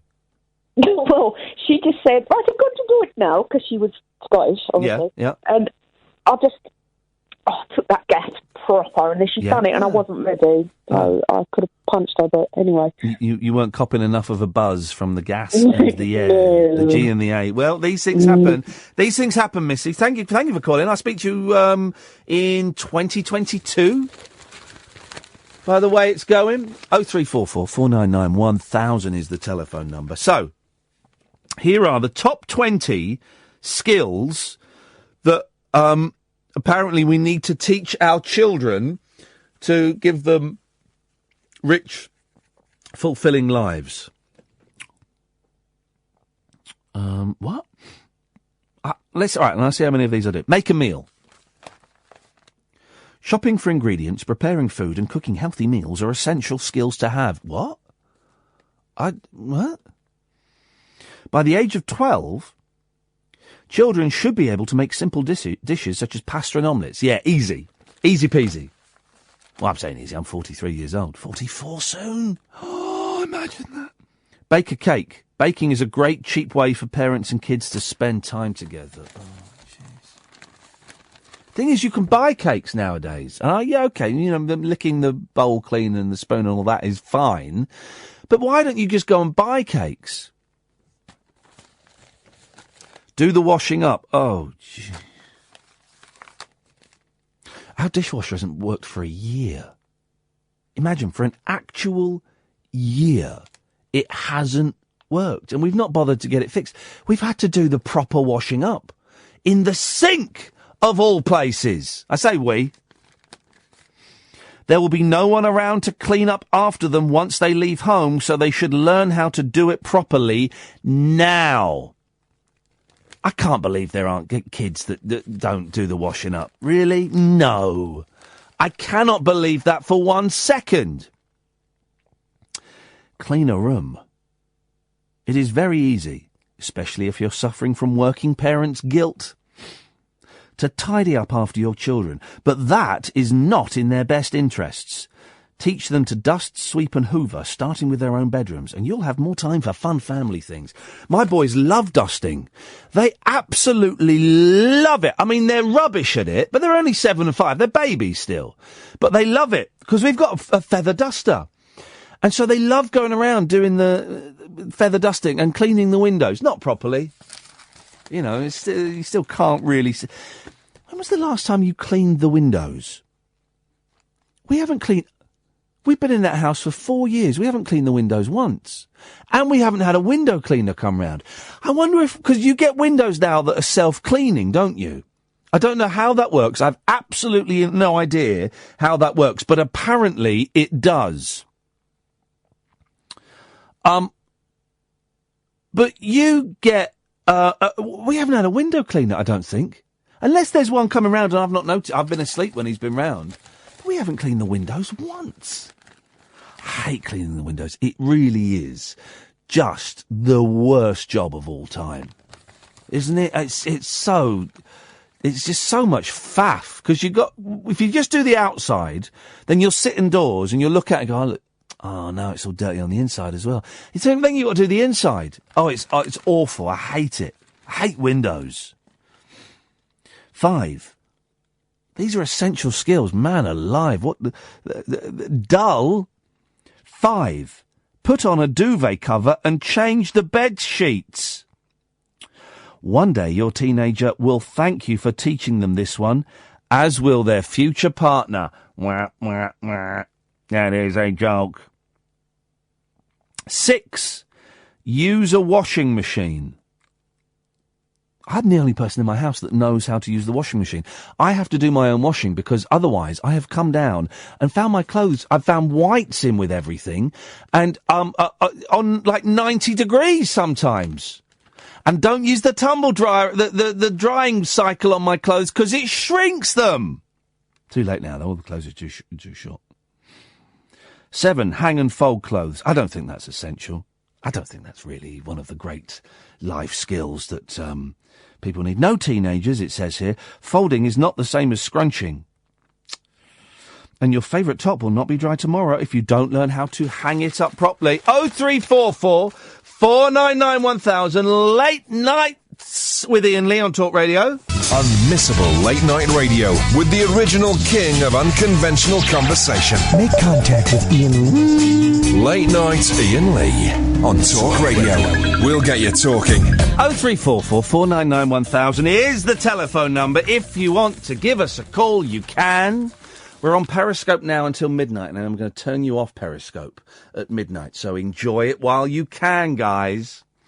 Oh, I should say, of course, don't forget you can get podcasts of this show. And we were number 9 in the podcast charts earlier on today. Imagine that, this little old thing. The way it works, I still get people asking me, well, when is the podcast going to come out? So yesterday's podcast came out today at about 7 o'clock, both of them, the best of, and the Tommy Cannon interview. If you missed the interview with Tommy Cannon from Cannon and Ball, oh man. He was such a joy. Just such a joy. So that came out today, about 7. And tonight's show, Best Of, and the Chris Difford interview, will go as 2 podcasts. They will go out tomorrow, which I believe is Thursday. Is that correct? Flipping heck. At about 7 o'clock. And then Friday's show, guys, anyone? Goes out Monday. You see? We've got some cracking guests coming up as well. We've got the 5th member of the Mamas and the Papas, the 3rd mama, coming on at some point, maybe Friday. We've got Bernie Clifton. Did an amazing interview with Bernie Clifton. Not say amazing because it was anything to do with me. It was him telling stories, just banging on and on and on. And it was a joy. I could have sat there listening to, we spoke about 35 minutes. We've got that.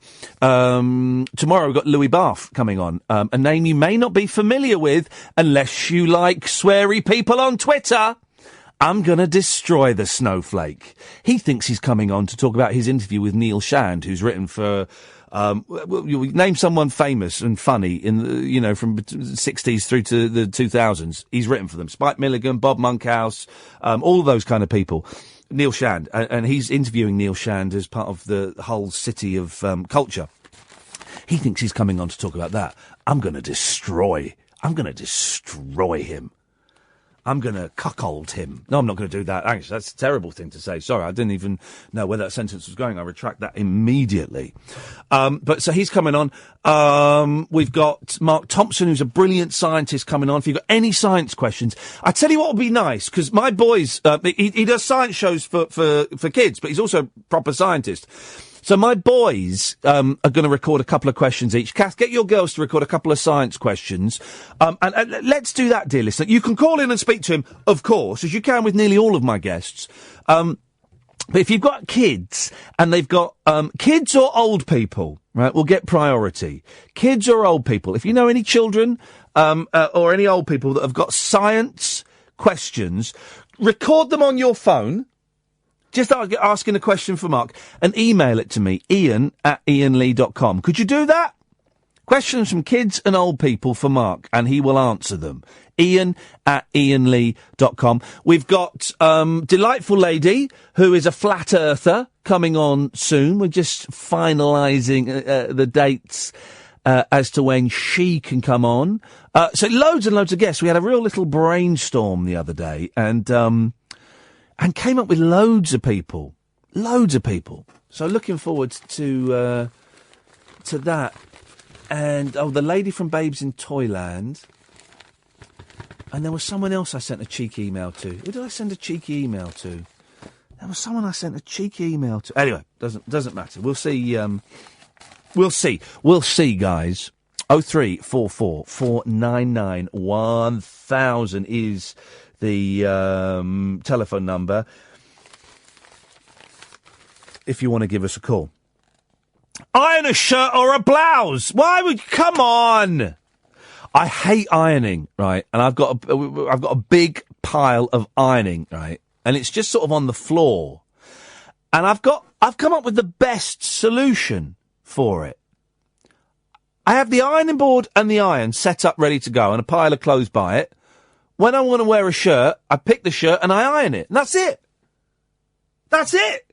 Because whenever I iron a shirt and then hang it up, even if I use spray starch, and I'm a firm believer in spray starch, especially if I'm wearing a suit. Spray starch on a shirt, beautiful, right? But if I hang stuff up, it gets all wrinkled immediately. So normally if I've ironed stuff and I hang it up, then I get it out to wear it a week later. I've got to iron it again. So one thing at a time, baby. One thing at a time. Iron a shirt or blouse. Once you give them the basic safety rules, this skill will prove useful forever, as looking smart when you need to is a real door opener. Imagine using the phrase door opener. That sounds... Do simple DIY. Really? Okay. Number 9, do simple DIY. Children should be taught how to fix basic things around the house. Change a plug. Yeah, easy. Hang a picture. I struggle with that. Because you get the hooks. You get the hooks from, whatever... I don't know where you get them from. Do you get them in Ryman's? Would you get the hooks in Ryman's? Where would I get the hooks from? Ryman's? I'd go to Ryman's first, and they'd say they didn't do them, and then I'd go to a DIY store. But behind every picture I've ever hung... There's chipped plaster and about 4 or 5 holes where I've got the wrong height. Just got totally the wrong height. But then it says here, put up shelves. What? Children should be taught how to put up shelves. Who's going to teach them how to do that? Not me, because I can't do it. I can't put up shelves. I have no way of putting up shelves. I don't know how you put up shelves. Flippin' heck. Show them how to use tools safely, such as screwdrivers and hammers, in case you were unaware of what tools were. And teach them key facts about electricity and water supplies. This has suddenly gone from things you can teach your kids to actual proper science. We had a real problem with our water, right? All the water leaked out. All the water left our house because there was a leak in the street on one of the water pipes that was supplying ours and a couple of other houses. So all the water disappeared from our house. You could hear it draining out of the tanks and the toilets and not toilets, but the radiators. So we had Thames Water came and fixed it. But we still had low water pressure in our house. So they did something else and we still had low water pressure. And the guy from Thames Water, they were brilliant, right? The guy from Thames Water came and said, right, where's your main supply? I went, huh? He said, your main supply. And it dawned on me, I didn't have a clue. I knew where it was in the last house. I did not have a clue. So we looked under the sink, and we looked by the front door, and we looked in the downstairs toilet, posh, and we couldn't find it. And I said, I tell you what, it'll be in the survey for the house, won't it? He said, yes. Excellent. I said, right, I know where the survey for the house is. It's in our folder marked house. I'll go and look for it. So I went and looked in the survey, and electricity, gas, water. And it said, right, water, mains water supply. This needs to be located as soon as possible. It wasn't even the surveyor didn't know where it was. We found it, but it turns out our water, this is quite dull, but indulge me. Our water is wired up incorrectly. They've done a bodge where someone has taken our water supply pipe, but just kind of like glued it on to the main water thing in the wrong place. So all our water is completely screwy. So we can't get hot water in our kitchen sink unless we've got the heating turned on. Very peculiar. Very peculiar. We won't get anything done about it. Number 10! 0344 499 1000. Repair a bicycle puncture. Yeah, I could do that, but it's a faff, isn't it? You need spoons to get the tyre off. You need spoons and a bucket of water. And I just can't be bothered with it. No, we don't ride a bike anymore. Even if they dream, a little bit of humour here, even if they dream of owning a Ferrari when they are older, it is handy for them to know how to maintain a bicycle, just in case that plan does not pan out. And it could be handy if they use a bike to cut their transport costs. Oh, come on, number 11 is a joke. What age kids are we aiming this at? What age are we aiming this? Number 11. Right, get this. Do car maintenance. Huh?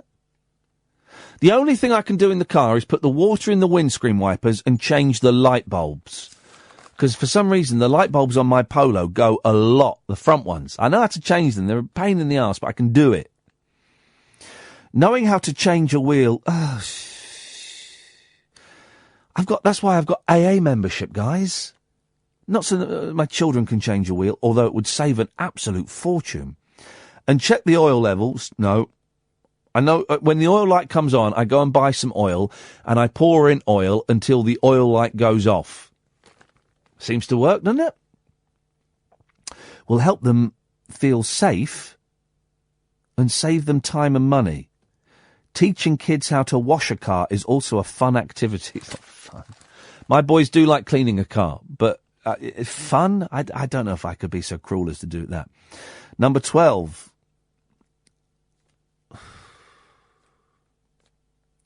Read a bank statement. Come on. Where is this from, Amanda Kililia? Where have the... Oh, this is from parenting expert Anita Clear. Parenting expert. Just let those words sink in.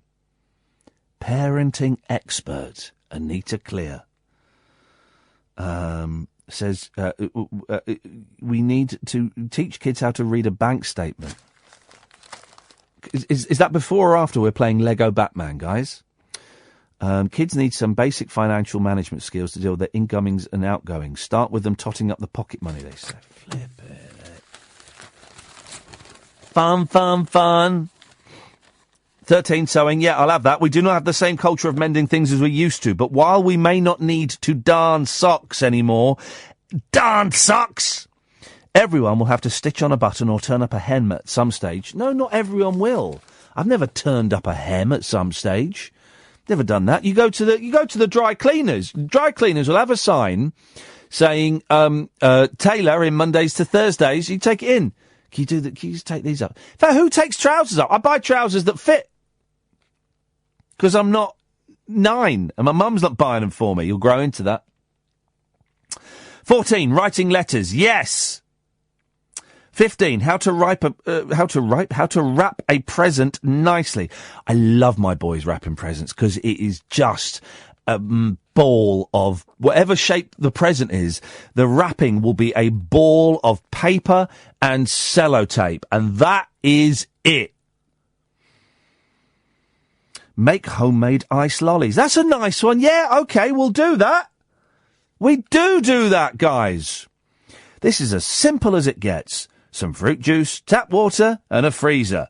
And suddenly, you're the most popular parent on the block. No, you're not, because Mum will do that and Dad will let them play on the Xbox. I'm the most popular parent on the block, for crying out loud. 17. Controversial.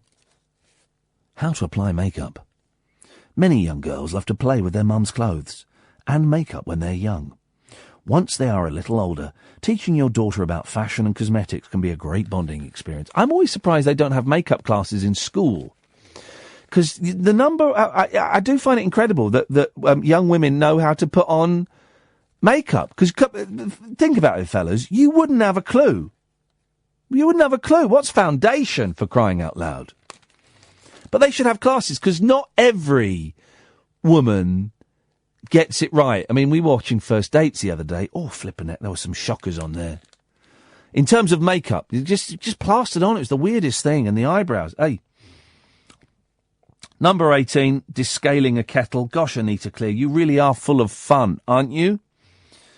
I don't know how to descale a kettle. When the kettle gets too scaly, we throw it away. Number 19, identifying plants and flowers. And 20, how to get stains out. From carpets to clothes. The chances of getting through life without having to get an annoying stain out of your favourite fabrics is 0.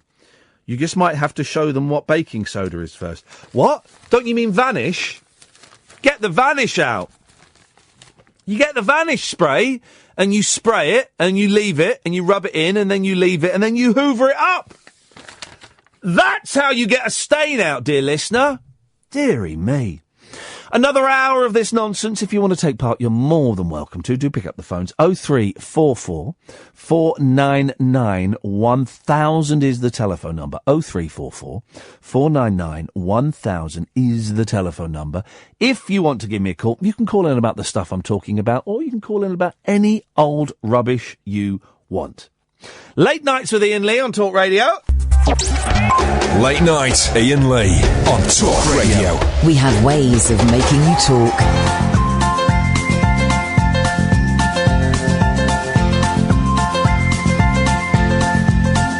There's a voice that keeps on calling me. Down the road, it's where I'll always be. Every stop I make a new friend. Can't stay for long, just turn around and I'm gone again. Maybe tomorrow I'll wanna settle down. Until tomorrow I'll just keep moving on. Down this road that never seems to end. When new adventure lies just around the bend. So if you wanna join me for a while, just grab your hat, come travel light, that's old style. Maybe tomorrow I'll wanna settle down. Until tomorrow, the whole world is my home. So if you wanna join me for a while, just grab your hat, come travel light, that's old style. Maybe tomorrow I'll wanna settle down. Until tomorrow, I'll just keep moving on.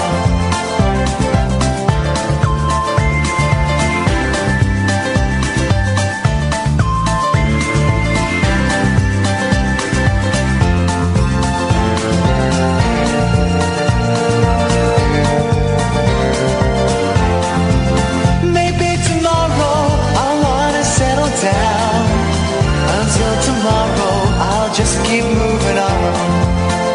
There's a world that's waiting to unfold. A brand new tale no one has ever told. We've journeyed far, but you know it won't be long. We're almost there and we paid our fare with a hobo song. Maybe tomorrow I'll wanna settle down. Until tomorrow I'll just keep moving on. So if you join me for a while. Just grab your hat, come travel light, that's old style. Maybe tomorrow I'll find what I call home.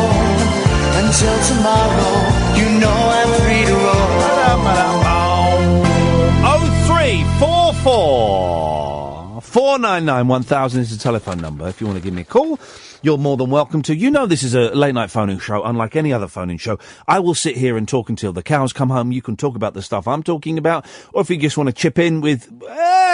you can do. 0344 499 1000. We call you back. Yes, Jamie!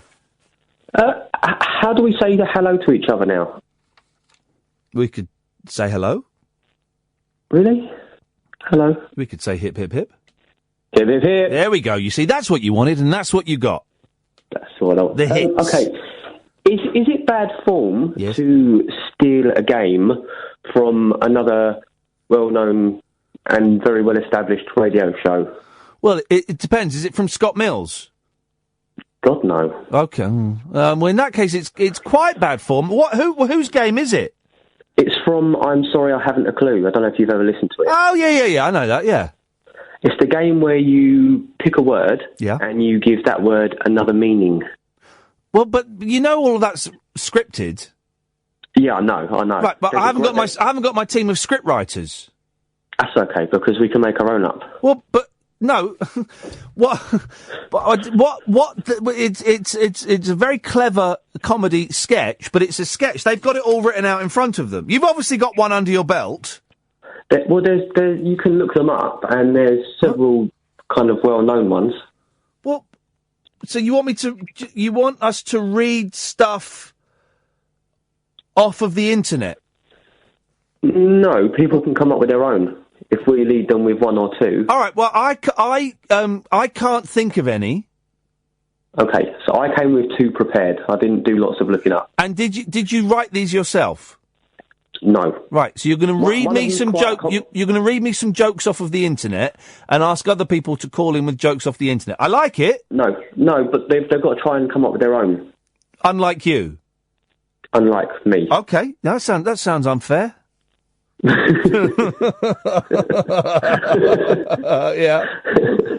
But it's doable because when I listen to the show and I listen to the game, I try and make up my own as well.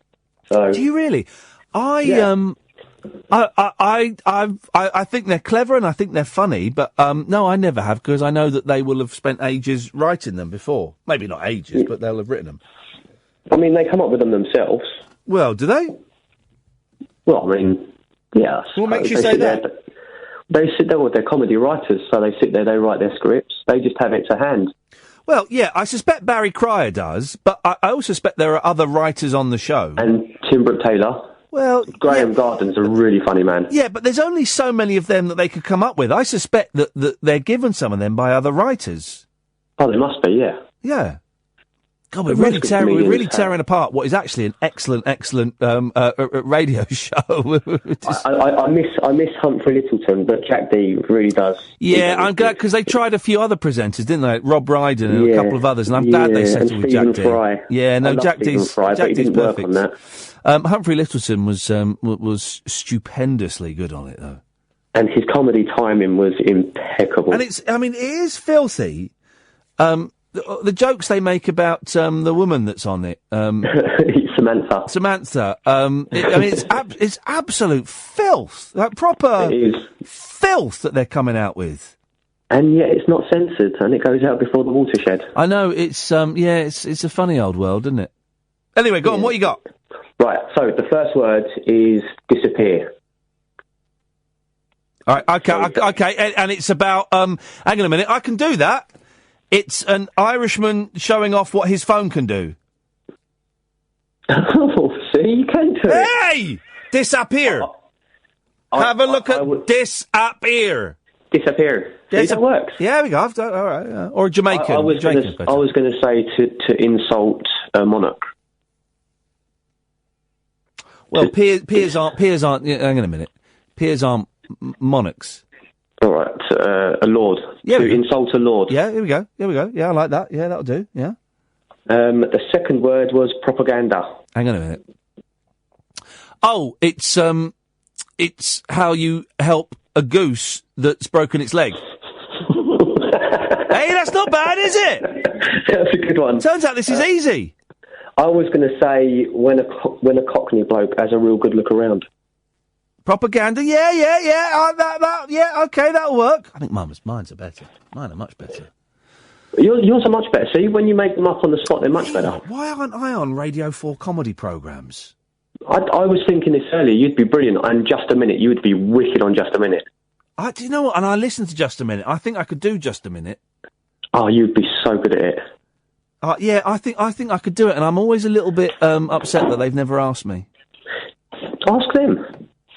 Well, they have their favourites, don't they? And they get the but all right, I'm gonna. They've had Russell Kane on there. They've had They've had all sorts. They had Russell Kane on there, did they? Yeah. Flipping. If they've had Russell Kane, you get on there easy. Well, the thing is, I mean, Russell Kane is still famous. I'm not, my moment has passed. I think you underestimate your own celebrity, and I also think you overestimate Russell Kane's celebrity. Well, no, but Russell Kane, I think that some people, some of my devout listeners, who I'm immensely proud of, overestimate my worth on the celebrity stock exchange. But Russell Kane, people, He's still. He was never a big draw. Yeah, he was rising, and I think he's risen as high, and I think he's kind of on the other side of that now. But he's seen as young and thrusting. I think he lies about his age. I don't know if that's true or not. Actually, so I retract that immediately. And he's just had a baby. He's a dad now, so yeah, good for him. I've met Russell a few years ago. He seemed like a very nice lad. Yeah, he seems like a nice chap. Yeah, you got any more? No, I only thought I'd give you two, and the listeners can do the rest. Jamie, they won't call in because they're all asleep, but thank you. Thank you. I'd be good at Just a Minute. I could do Just a Minute. That's the one where you have to talk without hesitation, repetition, or deviation. I think I could do that, and I sometimes get me and my boys play that.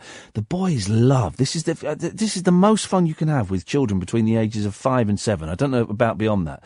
The yes/no game. Oh, we were queuing up for a carol service, and as often happens, Rashid, I'll come to you in a minute. 0344 499 1000. As often happens, all the kids kind of gravitated around me, and they were getting a little bit feisty. So we started playing the yes/no game. Oh, they love it. They absolutely love it. And the best way you do it is go, right, we're starting now. I've started the clock. Are you ready? Yes. Boom! That's the best one. My eldest is excellent on it now. He will always say, in fact, I might record him doing it. Of course I can. Do you like school? Of course I do. You sure? Of course I am. He does it, and that's the tune. And sometimes he'll go to nod his head, and I go, it's the best game in the world, the yes/no game, isn't it? I love it. 0344 499 1000 is the telephone number if you want to give me a call. Rashid, you'll be up next. You could be on after Rashid. Late Nights with Iain Lee on Talk Radio. Late Night Iain Lee on Talk Radio. We have ways of making you talk. 0344 499 1000. About 45 minutes until the two mics start shouting at each other. Yes, Rashid! Yeah, Rashid? I've been phoning in for about... I'm sensible, Rashid, today. Oh. I've been phoning in for about 10 months Yes. since the show started. Yes. And I've never really wanted to go down the line of Islam and civilization and the West and all this racism and all. Your show's a bit of an escapism for me for that. Yeah. I noticed that it's kind of getting a bit more heavy on that subject lately. I don't know what the reason for that is. Maybe, I don't know, if Trump and all that stuff has got something to do with it. But I want to offer something to the listeners or to people in general. Yes. I'm prepared to engage with people on this. Yes. If they want an answer from a Muslim, I've been a Muslim for nearly 30 years. Yeah. And I've had my questions. I've had to go and sort out certain things in the mosque and ask clarification because I've had misunderstandings and stuff like that. Yeah. And I've got the answer. And I've come to the conclusion, it's totally, there's no hidden agenda, all these things. We just want to live as British citizens in Britain, and we just want to get on with things, get on with work, and get on with people. That's all it is. Okay, but why do so many people hate you? Fake news. Okay, well, okay, all right then. And you're not, let's just say, you're not, of course, speaking for all Muslims, because all Muslims are different. Like, I can't speak for all white middle-aged men, you know. But, okay, the things where the controversy seems to lie, apostasy. Yeah. When people renounce Islam. And everyone keeps, we used to have this guy when I was at Three Counties. He'd say, right, next time you get a Muslim on, ask him about apostates and apostasy. Ask him. Ask him what they do to people who turn their back on the religion. Yeah. What happens to the people that leave Islam? What happens to them? In a Muslim country, nothing happens to them. There's plenty of people in Saudi Arabia, the most austere, if you want to use that word. Yeah. And I'm only asking this because I genuinely don't know. So if someone were to come up to me and go, yeah, but apostasy, and I'd go, well, I don't know what happens. So I'm at a disadvantage. So Rashid, educate me. Nothing happens. Nothing happens to the individual. Yeah. From like a government's perspective, like whether it's any Muslim country, Pakistan or Saudi Arabia. The government don't come and knock your door open and say, hey, you're an apostate, or you've said this, you're going to get your head chopped off, or you don't pray, we don't see you praying in the mosque, you're going to get whipped. There's no choppy. It doesn't happen. No. But individuals might take that upon themselves and go and drag somebody out, some extreme individuals might do that. But that's the whole point of it, that the religion gets blamed for the acts of individuals. Yeah. And I think the majority of people have realised that.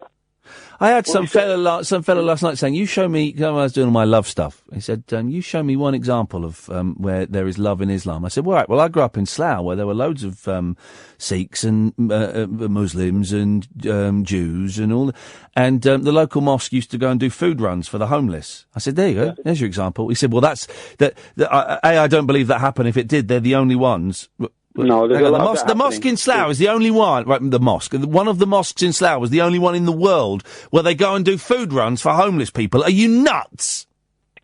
A lot of that happens, so it doesn't get reported for some reason. But the thing is, there's lots of Islamic charities, and the government, even the British government, have acknowledged the Muslims are the biggest givers of charity. Actually, you don't need to come on and do this, because most of my listeners are not the knuckle-dragging idiots. I know that, but I'm offering a service, because you're always challenging people to come on, right? They could ask a question, I will go and give them the question, not from my knowledge. No, we don't. Listen, the thing is, right, we don't need to do that. We don't need to do that, because that means that we're pandering to the Islamophobes and the racists, and we don't need to pander to them, because, Islam is a hateful religion. Well, no, it's not. It's as hateful as Christianity is, in as much as there are people within it who will do hateful things in the name of that religion. But that isn't what it's about. And I know that, Rashid. You know that. And 99.9% of my listeners know that. So you don't need to do that. Well, they've got to catch up, and the rest of them got to catch up. I don't think. Here's the worrying thing, right? Here's where my thinking is with this. It's going to get a whole lot worse for a long time, and I'm talking years before it starts to get better. It's a wheel that turns. It's a wheel that turns, and right now it's turning, and we're going into some very, very dark territory, Rashid. I don't think a world war. I don't think a world war necessarily, but I think it's going to get very, very dark before we start to see some liberal sunshine again. People are going to regret it. That's all I can say. They're going to regret it. Is that a threat? Are you threatening me? What are you going to do? Wear a special vest or something? What the hell are you talking about? You're threatening me? I'm joking. If they don't do their research properly, well, they're going to regret misinformation. They won't, because they're idiots. They're idiots, and it's they've got their views and they don't want it changed. But I do think, man, and I worry because I've got two young boys, but I do think that it's going to get dark, man, before we start to see a little bit of sunlight. I really, really do. Oh, man alive. Hey, I tell you what, this is funny. A bloke shot himself in the groin with a nail gun. Oh, no, hang on, that's not funny. That's a terrible thing. Terrible! There's a picture of it. Builder's nail gun cock up. Great headline, son. Well done. High fives all round. Let's go and get you some coffee.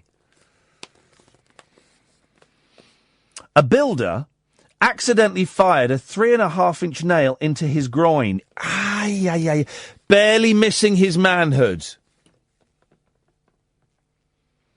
Sam Rees, 22, was on site. This is our second building story in 2 days consecutive. That sentence almost made sense. I'm very tired all of a sudden. Sam Rees was 22. 22 was on site when he mistimed pulling the trigger of a hydraulic nail gun. The nail went nearly 3 inches into his body and just missed an artery and his cock. Incredibly, Sam claims he was not fazed and got workmate Matthew Meager to take photos before driving him to hospital. Flippin' heck. Imagine! Shocked Matthew, 30, said the nail was pretty much through his dick.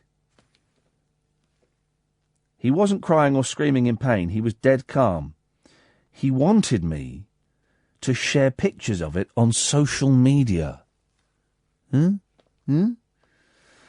accident happened as Sam was working outside Swansea. He endured an hour-long drive to A&E, where he was whisked in for surgery. Sam of Port Talbot said, "He's Welsh, I'm Welsh. Welsh, I'm Welsh. Doctor said if I'd pulled it out myself, I would have bled to death." Hey, that's not about Anthony Hopkins, is it? Anthony Hopkins. My new movie, Silence of the Lambs. Doctor said if I pulled it out myself, I would have bled to death. I've been having stick from colleagues, but if you do something stupid, you expect it. Health and Safety Chief said the incident had not been reported. Hi, Chihuahua! Imagine, and yet that woman wants us to teach our kids how to use those violent tools? Are you nuts? Nuts being the operative word as well, of course. I can't imagine anything worse. I can't drill. 0344 499 1000. I mean, I can drill. I can drill and I can make holes in the wall, but then how do you get things to stay in there? Yeah, I know roll plugs, right? But how do you get the roll plugs in there? Because the one time I tried to put up shelves, twice I've tried to put up shelves. So I made the holes using the right-sized drill bit. Then I tried to put and they're pronounced as roll plugs, isn't it? That's how you say it. I put them in, but the hole was too small. So guess what? I got a bigger drill bit and made the hole bigger. Then they would go in there, but then there was no grip. There was no tension. So you'd then put the screws in, and of course they were just like flappy and hanging about. The worst shelves in the world. I couldn't do it. I can hammer in nails, and I can hammer in the special nails into exterior walls. You need a special nail for that. It's got a fine point. I can do that. Everything else, not a clue. I remember once trying to decorate a room, and it took me like 6 weeks to get absolutely nowhere with it. I mean, I was steaming drunk. But it took me 6 weeks to get absolutely nowhere, and I spent ages trying to. It was, if you've ever been in an old sort of London townhouse with the Victorian doors inside, and they're all quite ornate, these panellings. And I was trying to strip that. Of course, I should have just taken it off and taken it to a builder's yard and got it put in a pile, get it dipped, is what you do. I spent a week trying to strip this thing, and I was getting burnt with my fingers. Absolute nightmare. And I vowed that day that I would only get decorating work done when I could afford to pay a man. And I did, and I got a team of decorators in to decorate that room, and I lied to them. They came in and went, "What a mess." I said, "Yeah, we've just moved in, and the previous owners left it like that." And they went, "That's terrible. What idiot?" I said, "Yeah, no idiot." And inside I was dying. Inside I felt crucified. What idiot would... Look at them, they were laughing, you hear them laughing and pointing out and all of that. And I was going, yeah, I know. It was me. Here we go, look at this. Are fitness apps ruining your life? Well, I've given up on my couch to 5K. I gave up on that a long time ago, and I only got as far as 3.5K. and I haven't been to the gym for a month, but when this cold shakes, I'm going to try and get back into the gym. But these mirtazapine, flipping it, they just make you a bit lethargic. Make you very lethargic, to be honest.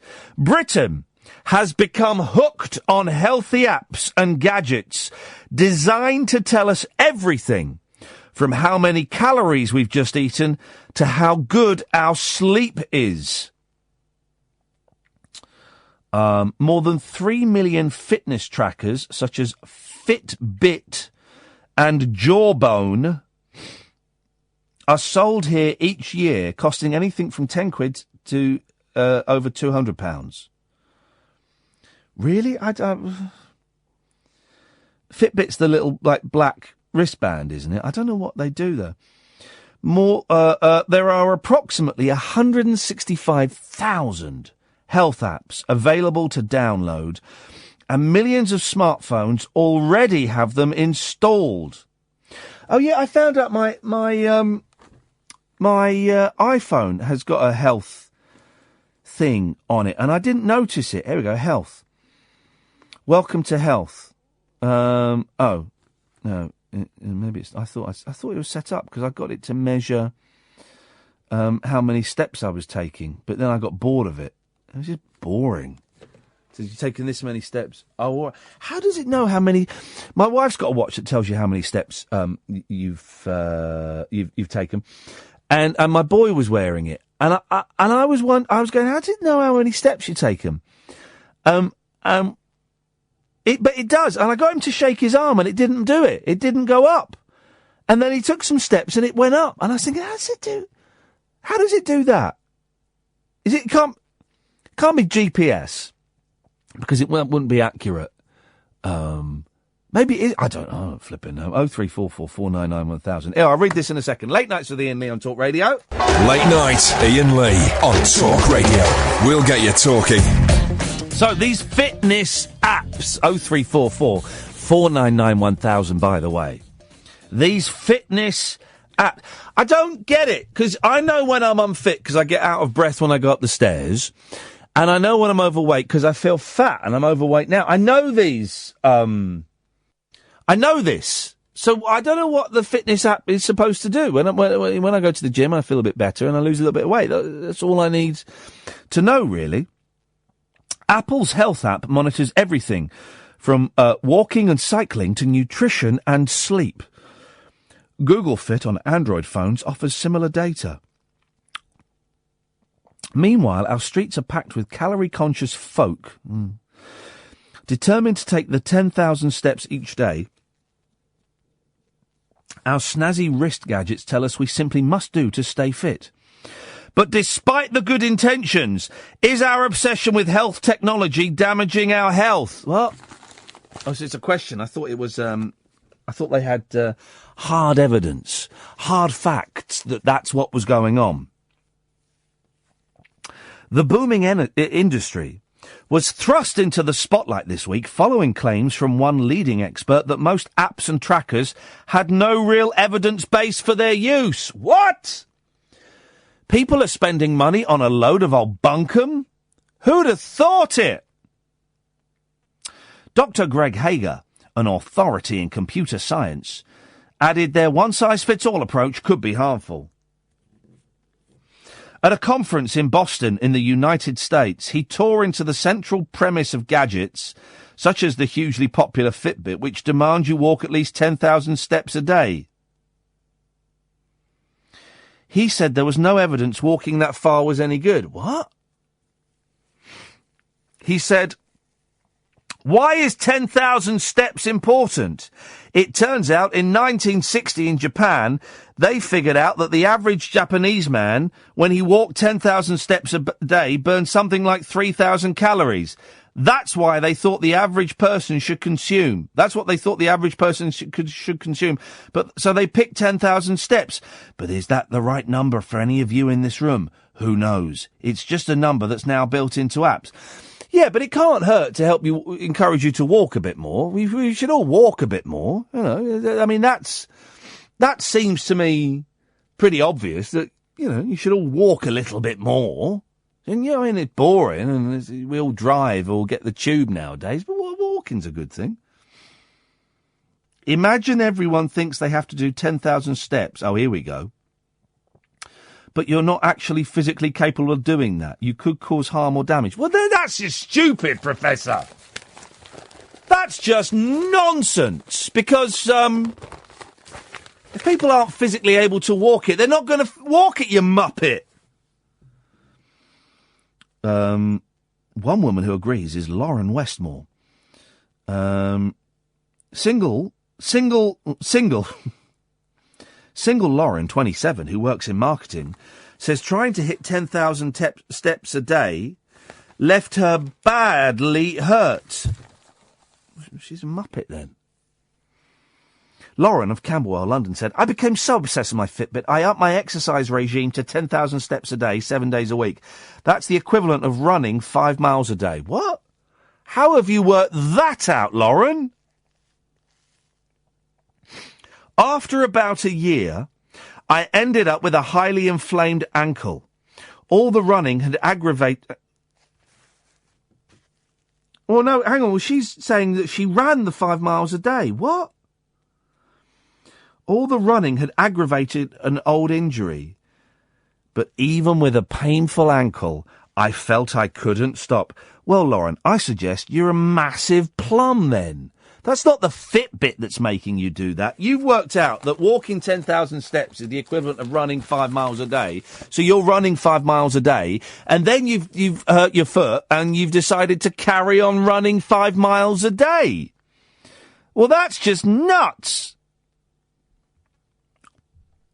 Lauren was a classic example of someone exhibiting obsessive and neurotic behaviour directly linked to their tech, explained sports psychologist Lindsay Woodford. She says constant feedback can lead to obsessive and neurotic behaviour. Not for me, it don't. With that Couch to 5K app, it would say, halfway through it, you're doing great! Or if I hadn't run for a few days, I've deleted it now. If I hadn't run for a few days, hey, why not go for a run today? You deserve it. Deleted it. If people don't get the results they want, it can lead to isolation. Users become withdrawn and miss social occasions because they want to hit their step target. Depending on a gadget for feedback can affect self-esteem and if they don't get, they can feel bad about themselves. Well, I mean, fair play. It's The Sun. It's Britain's greatest newspaper. But this story sounds a bit like bullshine to me. And there's a doctor saying stuff. Then there's nutritionist. Well, then Dr. Steve Mann, research director at some website, says people eat junk food as a reward for hitting 10,000 steps when they're still falling far short of the minimum exercise levels needed. Well, everyone does that. You go to the gym, you go, I can have a bag of chips. We all know that you can't have a bag of chips and go into the gym if you want to become svelte. We all know that, but people do that.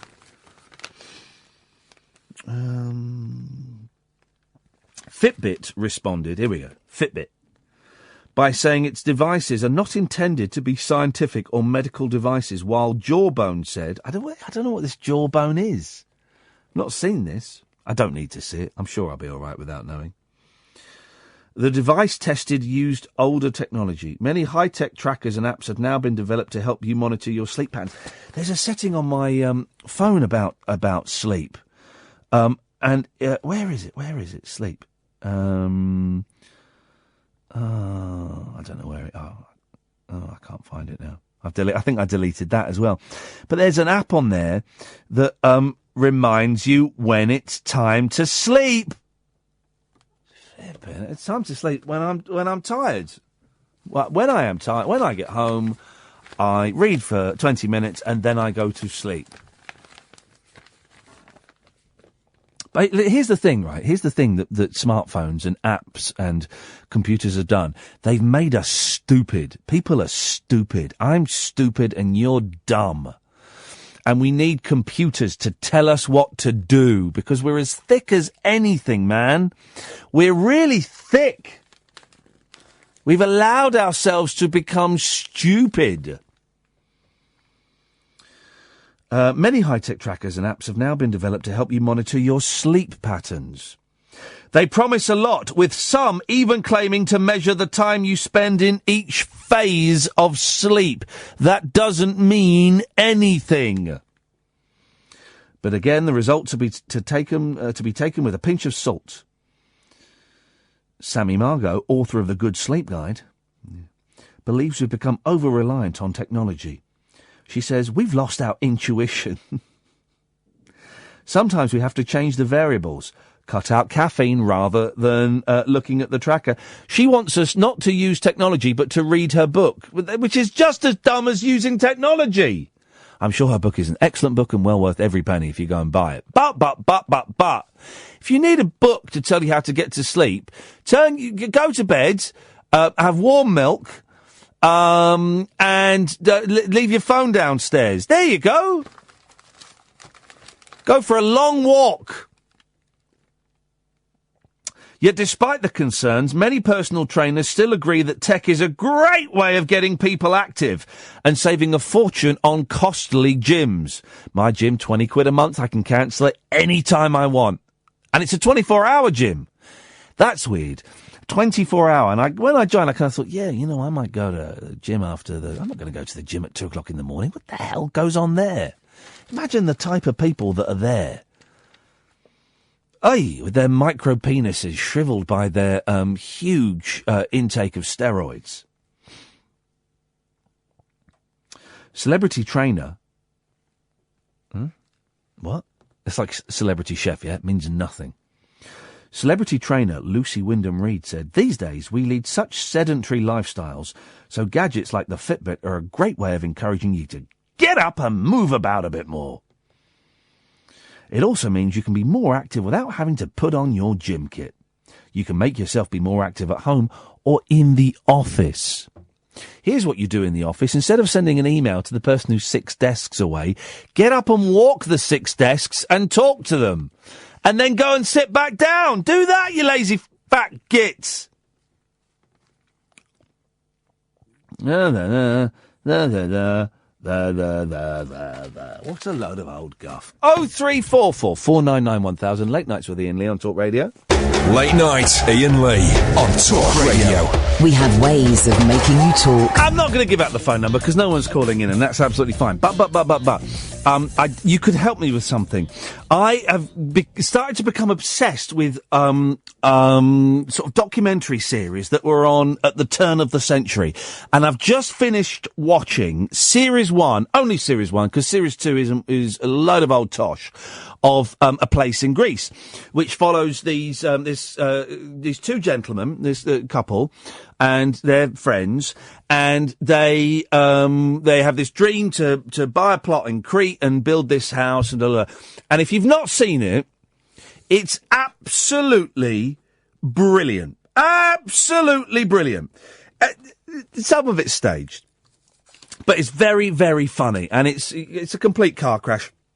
But they eventually get their place built. And I got obsessed with this when it first came out, to the point where my wife tracked them down and got them to send me a birthday message one year. I was so thrilled. It was brilliant. Series 2, I don't think I got past episode 1 in Series 2 because it was all staged. And this is before your Towies and your Made in Chelsea's and The Hills and all of that stuff. Before that, guys, years before that. So it was groundbreaking stuff, but I didn't like Series 2. And it's all on YouTube. So I watched it, and I loved it. And I'm trying to find The Entertainers. It's not on YouTube. There's the trailer for it is on YouTube, but it's not on YouTube. About 10 years ago, made by Louis Theroux's production company, and it followed Bernie Clifton and the Crankies and Leo Sayer, possibly Paul Daniels, I'm not sure. And it followed them around, and it was wonderful. It was I thought it was a little bit mean. I talked to Bernie Clifton about this, and I thought it was a little bit snarky, but I enjoyed it. It's not on YouTube, which is a pain, and it's not on DVD. So if anyone knows where that is, then let me know, Iain@iainlee.com. 2 more things, only. Now, there was an estate agent. There was a documentary about estate agents in West London, West Hampstead to be precise. And I know that because I used to have to meet a friend in West Hampstead every week, And we parked outside, or just round the corner from the main estate agents that was featured in it. Big glass window. And it was a kind of documentary type thing, 6-week thing. And it followed these estate agents around. And of course, they came across as utter plums. And I cannot...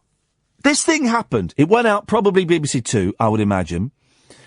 I can't find out what it's called.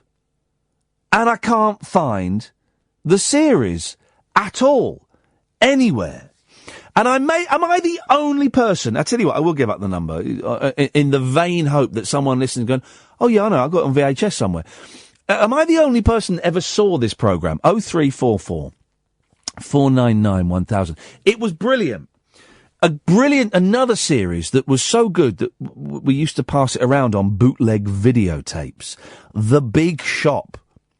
The Big Shop was another one of these series that was it was filmed in this shop that I think's in Devon, sort of near Barnstaple, because I've got a mate from there, called Trago Mills. And it was owned by this sort of rich, eccentric character and he had like statues and stuff in the thing. And the Big Shop is brilliant. Right. These series are great. There's another one there's a bit later about this couple that worked they work in a double glazing firm or something, the Andersons or there's something, I don't know what they're called. But here's the one I'm digging at the moment. I'm only 4 episodes into series 1. I think there are 3 series. And I saw bits of it when it went out. I think it started about 1999. And they did 3 series. And I saw a few, but perhaps not as many as... I saw a few, but not as many as I remember. Paddington Green. And it is...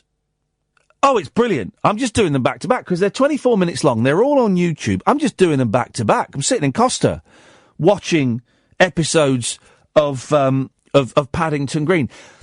And the guy that sells the wigs, and he's got in his basement, he's got secret lotion, the anti-aging lotion. Oh, it's incredible. Not to be confused with Mr. Trebus from A Life of Grime. That's a different thing, which I will start watching once I finish this. But there is a woman in there, a transsexual, called Jackie McAuliffe, right? Jacqueline McAuliffe.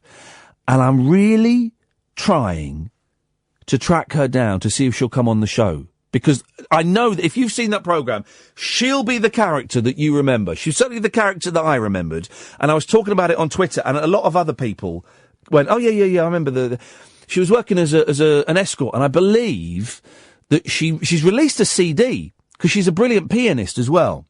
And I've looked, and I've found her up to 2011, and then she seems to kind of disappear. And I found a few Jackie McAuliffes on Facebook, but I don't think that they're her. I've sent in a couple of friend requests, because some of them are keeping some of their information hidden. So, I've sent in a couple of friends requests, and but if anybody knows... Jackie McAuliffe, I should do this at the top of the show when people are actually listening. If anybody knows Jackie McAuliffe, who was in Paddington Green, man alive, can you just suss her out and see if she'd be up for coming on the show? Because I would be fascinated to see what she made of the experience being on the show. And also, what the heck she's been up to since. Shall I play you the most beautiful bit of music? This is a strange mix of it. Have some of this.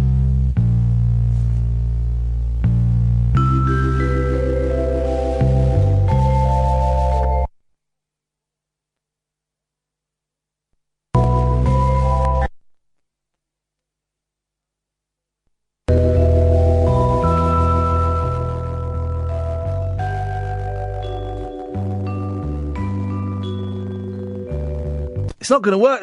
We've got to sort out that lead, because the distortion on that, I was going to play you a lovely Beach Boys song to end up, but the distortion on that is absolutely ridiculous, so we can't do that. Never mind, it doesn't matter. It means I can tell you a bit more about Paddington Green. If you've never seen it, it is just fascinating, and it was kind of quite innovative for its time, in that there weren't too many of these things, and you follow all these people around. So Jackie McAuliffe is the one I'm particularly interested in. The guy that sells wigs, I mean, I imagine he's dead now, because this was like 1999, and he was 85 in that. So the odds of him still being around are pretty slim. But he's got this wig shop, and he can go weeks without customers. And then one episode, and I think this one's a bit staged. I got the feeling this was a bit staged. You're allowed to stage things back in those days. But this woman goes in and she wants a wig. And he starts talking about her massive ears and her huge nose. He's going, well, you know, you want something that's going to cover over your really big ears. And if you need a fringe to hide your big nose. And she ends up leaving with the most atrocious wig that you could possibly imagine. And he just shoves it in a plastic bag. He just shoves it in a plastic bag. It's terrible. But I suspect there may have been a little bit of the old stageroo going on there. And there's this guy as well. He's a what do they call it? A bus conductor. And there's this. He keeps getting told off for he wears a cap, right? And he keeps getting told off for having his cap back to front, but not told off for chewing gum all the time. And he's there going, and the boss is just, you've got to take that. If you're going to wear the cap, you've got to wear it facing the front. You're a grown man now. And he's there going, yeah, okay, doing that. It's like a different world. And I don't know that area of London particularly well, but I kind of drive past it from time to time. And even though it's only 1999, 2000, it's like a different world. Because you're allowed to smoke indoors then, for a start. So everything's a lot smokier. And there are people smoking indoors. And the cars, I mean, what is it, 18 years ago? The cars look a whole lot, it's weird. I remember the turn of the century being the size of the computers, the massive screens on the computers. It's incredible. And it's just, it's like a different world. They say the past is like a foreign country. Well, it certainly is.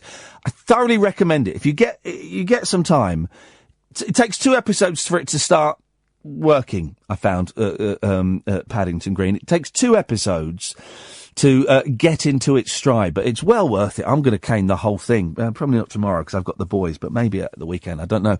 I'm going to do the whole thing, man.